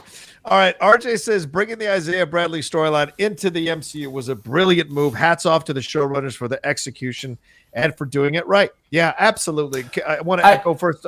Okay, go ahead. Yep. No, sorry. I didn't mean to. No, go ahead. That's okay. I just want to echo that. I agree with 1,000%. I think without him, this series would have never worked, and had the weight that it needed to have. Absolutely. So I think I echo that. So go ahead, Vogel. Sorry. No, I was going to say, I was just going to say, actually, I remember when he first showed up, when we were talking about it, I know that you were really worried. Are we going to see him again? Yes. Are we just going to introduce this and not come back to it? And I really love that we spent as much time with him as we did, and that final moment was as much about him as it was about Sam. So I was just going to say, I know that was something you were really concerned about, and I'm glad that it didn't go down that way. Yeah, me too. And, I should have had more faith. It's a black showrunner. No way he's going to bring someone like Isaiah Bradley in and not give him the his just desserts for sure. All right, let's see where we at. Sam must. Vegetable Tube says Sam must take lots of vitamins to prevent catching a cold with his face exposed in the air like that. I saw a lot of comments today on Twitter about how he's flying through the air with his ears exposed like that, and how he's going to have to chew a lot of gum, and just Captain America 4 is going to be him being like, what would you say? What was that? What was that? This is the hill. This is the hill. That's what they're going to do. That's it. There we go. When you skydive, your hair is exposed, your ears. That's dumb. Okay. Fair enough. I don't know. I don't want to say it's dumb because they donated money, so I'm going to say I appreciate your point. Cooley High. Not dumb. I disagree. Fair enough. Cooley, hi. What's up, Cooley? He says, what's up, Rocha? Watching Isaiah Bradley hug Sam had me in tears as an African-American man. Just gave me a sense of pride. Sharon is a Skrull. Y'all be easy. All right, thanks, Cooley. I love Cooley. Cooley's like one of my favorite people on the planet. Angel Wings Bell Rings said, a little flashback scene of Sharon could have gone a long ways. I'm more than fine with her making the villain turn. Just make me understand a little bit more of her journey. Think of how much Monica's scenes in the hospital in WandaVision did that for her character, Monica Rambeau. Great point, man. That's a great point. If she's not a Skrull, yeah, right. I think that, and I think that almost to me, like, I feel like if they really wanted us to buy this turn, they would have done exactly what you said. And the fact that they didn't kind of makes me like, it's another thing that makes me go, really? Skrull. Okay. She's a Skrull. Colt Badu says, I think Sharon was talking to Justin Hammer. Oh, no. He's No? No. Well, I think he's still in prison at this point, right? Well, Why is Justin Hammer in prison? Wars. He's going to be in Armor Wars. He's in Armor Wars. Yeah. Okay. He's been out of prison by now. That's his first day of release. He got out. Day one. And I don't think Sharon, if Sharon truly did broke bad, Justin Hammer is kind of a buffoon. I don't think he's the guy that she'd be reaching out to. Okay. Yeah, that Marvel one shot. Yeah, I agree. All right, let's see. Fredtastic 314 says, "Our Skrulls." Oh, we talked about that already. Okay. Okay. Tushka says, "Jesus Kalinowski, just take a Werther's original and settle down, buddy." Hashtag hangry. Hashtag old man Mike. There we go. Jesus. We've been on this stream for 3 hours. I haven't eaten. I need Someone to get eat this guy a Snickers bar. I need to eat so I can take my back pill. Jesus. These guys keep me on this thing for 3 hours. I get no food, I get no snacks. I got nuts and a Diet Coke here. Jesus. I'm dying. Those are the extra days, I guess. You love me. You guys love me. Yeah, you're the best, man. Fred Tesla 314 says, I'm with Vogel. Spider-Man 2 villain turn back to good was lazy. Please, Dr. Octavius, you're good on the inside. Save me. Yeah. Well, they're bringing him back. They must have liked him for a reason. Yeah, that's true. They are bringing him back. They are bringing him back. Yeah. Yeah, they are bringing him back. Just because the movie was great in its time and is cheesy now doesn't mean that Alfred Molina was bad in the movie. Calm down. Get your Werther's original. Down. You shut your mouth. Shut it for you. Yikes. Whoa.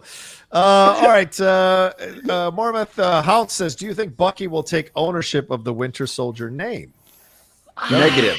I think the Winter Soldier has so much negative. I mean, negative connotation. It's negative. Yeah, it's known he was an assassin. They killed many people. That's why I think if we do see him again, he will go into. And I'll go on this hill now. I think he's going into Nomad. He's going into Nomad territory with that name, and it just, he's not going to call himself Bucky because it's not really, the Winter Soldier. He's got to get beyond that. It's negativity to it. Okay, it's his whole past. What do you guys think? Thoughts, boys? I don't know about Nomad or not, but I think that he needs to move on. Yeah. Yeah, I agree with Kalinowski. Thank you. I agree. Haskell 420 says, I LOL'd when Walker threw his new homemade steel shield. It didn't ricochet, etc., and acted like a normal piece of metal would. I love that a lot.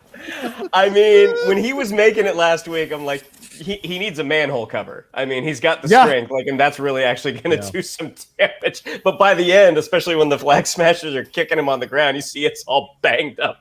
Oh my God. It's so fucking true. It's so true. Lord God Almighty. It was great. He couldn't make that shield. Like, it was great that it looked ridiculous. I agree. It worked. It totally worked 1,000%. I agree with you again, Kalinowski. These are back to back. They're telling me I'm bullying you into your opinions. I have to bully you, McClung. I was right there giving you a wet willy. I'd stick your head down the toilet and say you go with my opinion. You would never. Oh, you damn! You tempting me? Oh my God. I know where you live. What is happening? 2 minutes, I could be there. What is Shane will watch your head right get stuck down a toilet. Oh, all right. What is happening? All right. I think that's everything that we've got. Did anybody else? If you sent in a Streamlab or super chat, and you haven't had it read, please send it in the chat. I will read it in the next couple of minutes as we are wrapping up. All right, this has been the spoiler review for the Falcon and the Winter Soldier finale, and also our general overall thoughts of the series as a whole. Thank you all so much for listening or watching us tonight. Someone asked how quickly the audio will be up on the podcast feed. It'll be up as soon as we're done with the show, and I can download it, put it together, and put it up there. So maybe in the next half an hour after the show is over, it will be up for people to listen to. But thank you all so much for joining us live. Any final words overall as we say goodbye to this series and start looking forward to Loki, at least on the Marvel side of things, but for us, Bad Batch in a couple of weeks? Vogel, let's start with you. Yeah, look, I mean, we are, as much as Kalinowski screamed it, he was not wrong. We are spoiled with all of the Marvel content that we have because they've done such an amazing job. And I think that what Falcon Winter Soldier has shown is they don't do everything right all the time. There was definitely some things that didn't quite land the way I think they hoped they would. But even the stuff that they're pulling out right now, even the stuff they're doing that doesn't hit 100% of the time, is still really, really fucking good. So even though I didn't agree, to Shannon's point, with every single choice they made, they really stuck the landing. They really made me believe in Sam as this new Captain America. They created some more amazing characters, and I really just can't wait to see where they're going next. And I am beyond thrilled that we're going to get to see them on the big screen in Cap 4. Shannon? Yeah. Basically what Vogel said.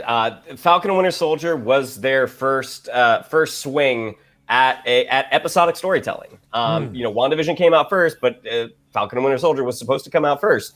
Now they hit it out of the park with Iron Man, and then they had the 1-2 punch of Incredible Hulk and Iron Man 2. Now I think Incredible Hulk's an okay movie, and I don't like Iron Man 2 at all. So the fact that their first swing, their first at bat with episodic storytelling, that they got as much right as they did, I think is a really good sign. And even though I didn't agree with every choice, there are definitely things that I am going to go back and watch repeatedly, things that I already have gone and watched repeatedly. And it'll be interesting to see. Probably not Loki, because I think they had to take a break for Loki as well when they were filming with COVID. But whatever comes after Loki, whether it be Hawkeye or Miss Marvel, it'll be really interesting to see what a Marvel Disney Plus series looks like that does not have to shut down production for 4 or 5 months. Good point. Kalinowski, any final words, brother? Yeah, what I loved about this show, and it kind of attesting how great it is. I was in the show for the Winter Soldier. That's what I was ready to see. The fact that I fell in love with U.S. Agent and Falcon shows how good a show this was. I was there, I wanted to see Bucky in the fighting, and I wanted to see his backstory and what they're going to do. But the fact that I fell in love with Sam Wilson, I wanted to tune in for him every week, and U.S. Agent and Walker, what he did. That's such a good thing about this story, that they made me love characters that I wasn't not necessarily interested in, but were not the main focus of why I was invested in this show. One thing I did want to ask you guys, and I'm finding it the reaction online to Sam as Falcon, split. They're saying this is the lowest reviewed episode, and people are saying, well, look at the title and look what happens and why that is. And I looked at the comics, and Sam's been Captain America for a while. He's not right now, but he was. And the comics readers, they weren't like, I'm done with Marvel. Sam's not Captain America. Black Captain America. Nah, this isn't right.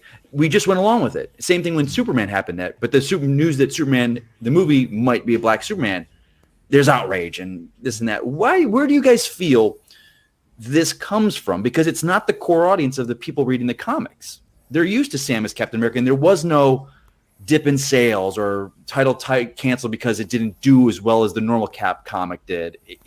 But I'm seeing the reviews for this, and this is the lowest reviewed episode of the 6 of them. And people are saying, well, I wonder why that is. And do you mean ratings-wise or numbers-wise? Ratings-wise. Okay. The Rotten Tomatoes percentage numbers or audience score or whatever. And there's an audience I wonder why that is. And they make a very good point. So what do you guys think it is? Is it just the audiences that tune into the TV show and aren't maybe necessarily brief in the comics lore? Or what do you guys think?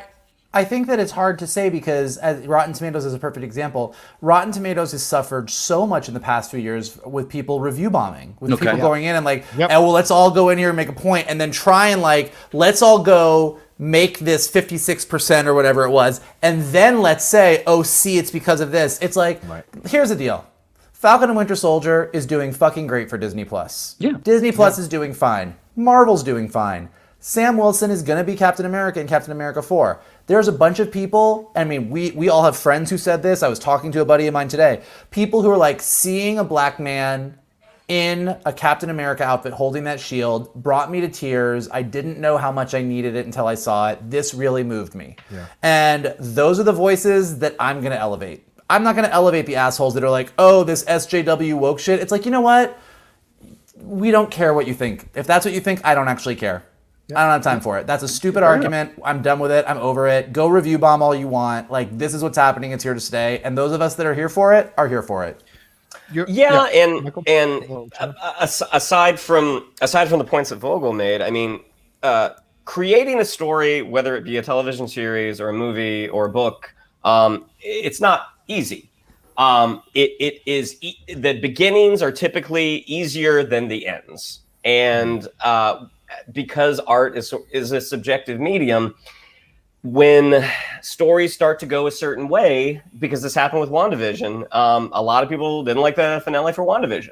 And it was like, I was on this train, I was on this journey, I was loving every bit of it, and I kind of fell off at the end, and that's going to happen. And I think that's kind of what happened with this as well. Like, even the four of us, there are things that we love about this series, and some amazing moments and some really shaky paths to some of those, in between some of those moments. So I think that's kind of why. I mean, there were a lot of things in the finale where it was just kind of like, okay, so Sharon is from Madripoor to New York like that. That stuck out to me, but it wasn't like totally damning because of all the stuff that we got, and that wasn't how everybody thought. I mean, some people that does kind of that sticks in their craw, as it were, and that's kind of my guess. Okay, I think. Listen, the natural history of life is progress, slow or fast. It's progress, and moving forward, understanding that there were mistakes made in the past in presentation of characters of color, of having characters of color take prominent positions now in your franchises, having women taking prominent positions in your franchises. This is the future. So you can cry and bitch and moan and get on your Facebook chat groups or whatever it is, and make big videos and get yourself your clicks and your likes and waste your time going down that path. You can do that. The studios aren't listening to you anymore. They're moving forward. The natural state of humanity is to move forward, is to progress. And we're moving past that archaic shit from the past and moving forward with a new future. It's your choice whether you want to be on the train or not. If you don't want to be on the train, then you can sit there, wallow, and cry and moan. But they're not going to create content for you. You're done. Your time is done.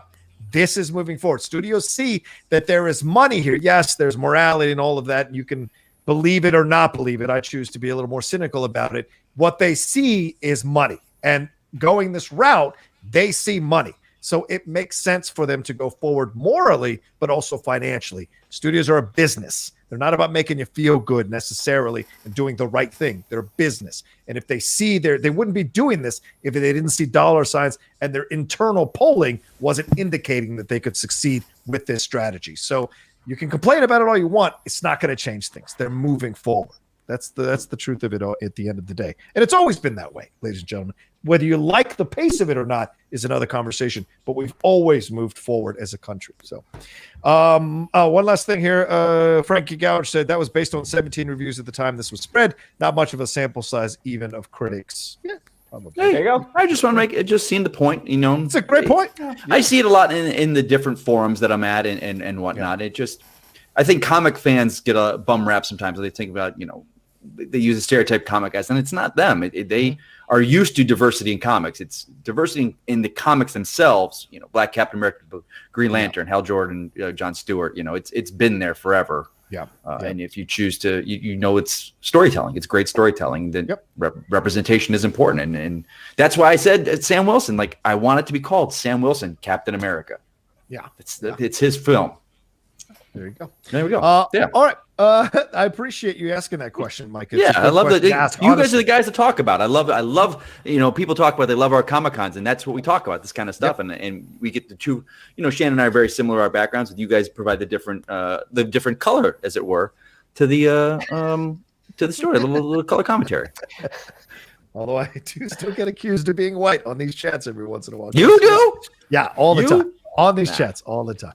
All right, Shannon, thank you all. Wait, first, let me say this. Thank you all so much for watching or listening to us, depending how you chose to consume our review. We appreciate it madly. Sorry to Jonathan Gabay that we went to 3 hours. Sorry, Pally. It's the way it works. Take an extra walk. We appreciate it that you patronize our show and love the reviews. Hope you all enjoyed it. Please leave a comment down below and a like. But anyway, that's someone else's job.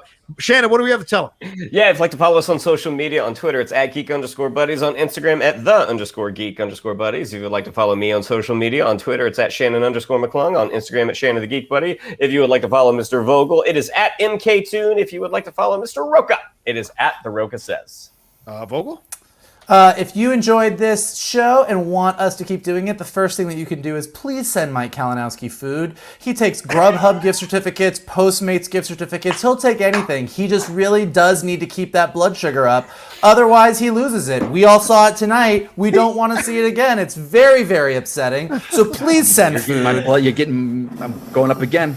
Besides the food, the other things that you can do are, as we've been saying, smash that like button below, subscribe to Johnny's Outlaw page, leave some comments below. We are going to check them out. I'm sure this is going to be a Rick-rolling conversation below, so let us know what you thought about everything. If you made it through all 3 hours, what do you think? Is Sharon a Skrull? What is Cap 4 going to be about? Where are we going to go from here? There's so much to discuss. In addition to that, if you're listening to us on Anchor or Spotify or Apple Podcasts, definitely leave us some stars there, leave some comments. It helps us go up in the rankings. And the most important thing you can do is retweet this video, post it on Twitter, post it on Facebook, tell your friends that the Geek Buddies are pretty fun most of the time, and you like hanging out with us, and you like what we have to say, because we want to bring more people into the conversation and continue spreading the Geek Buddy love. There it is.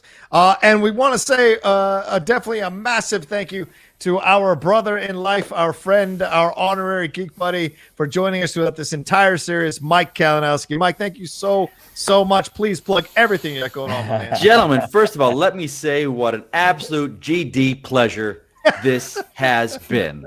I got to tell you, no one else I'd rather spend 3 hours with than you boys talking this kind of stuff. All right. I got some other shows out there. Sith Council every Wednesday, 9 p.m. Myself, Christian Harloff, Steph Sabrow, talking all things Star Wars. 9 a.m. 9 a.m. Yeah, I don't even know. I'm hungry. I need to eat.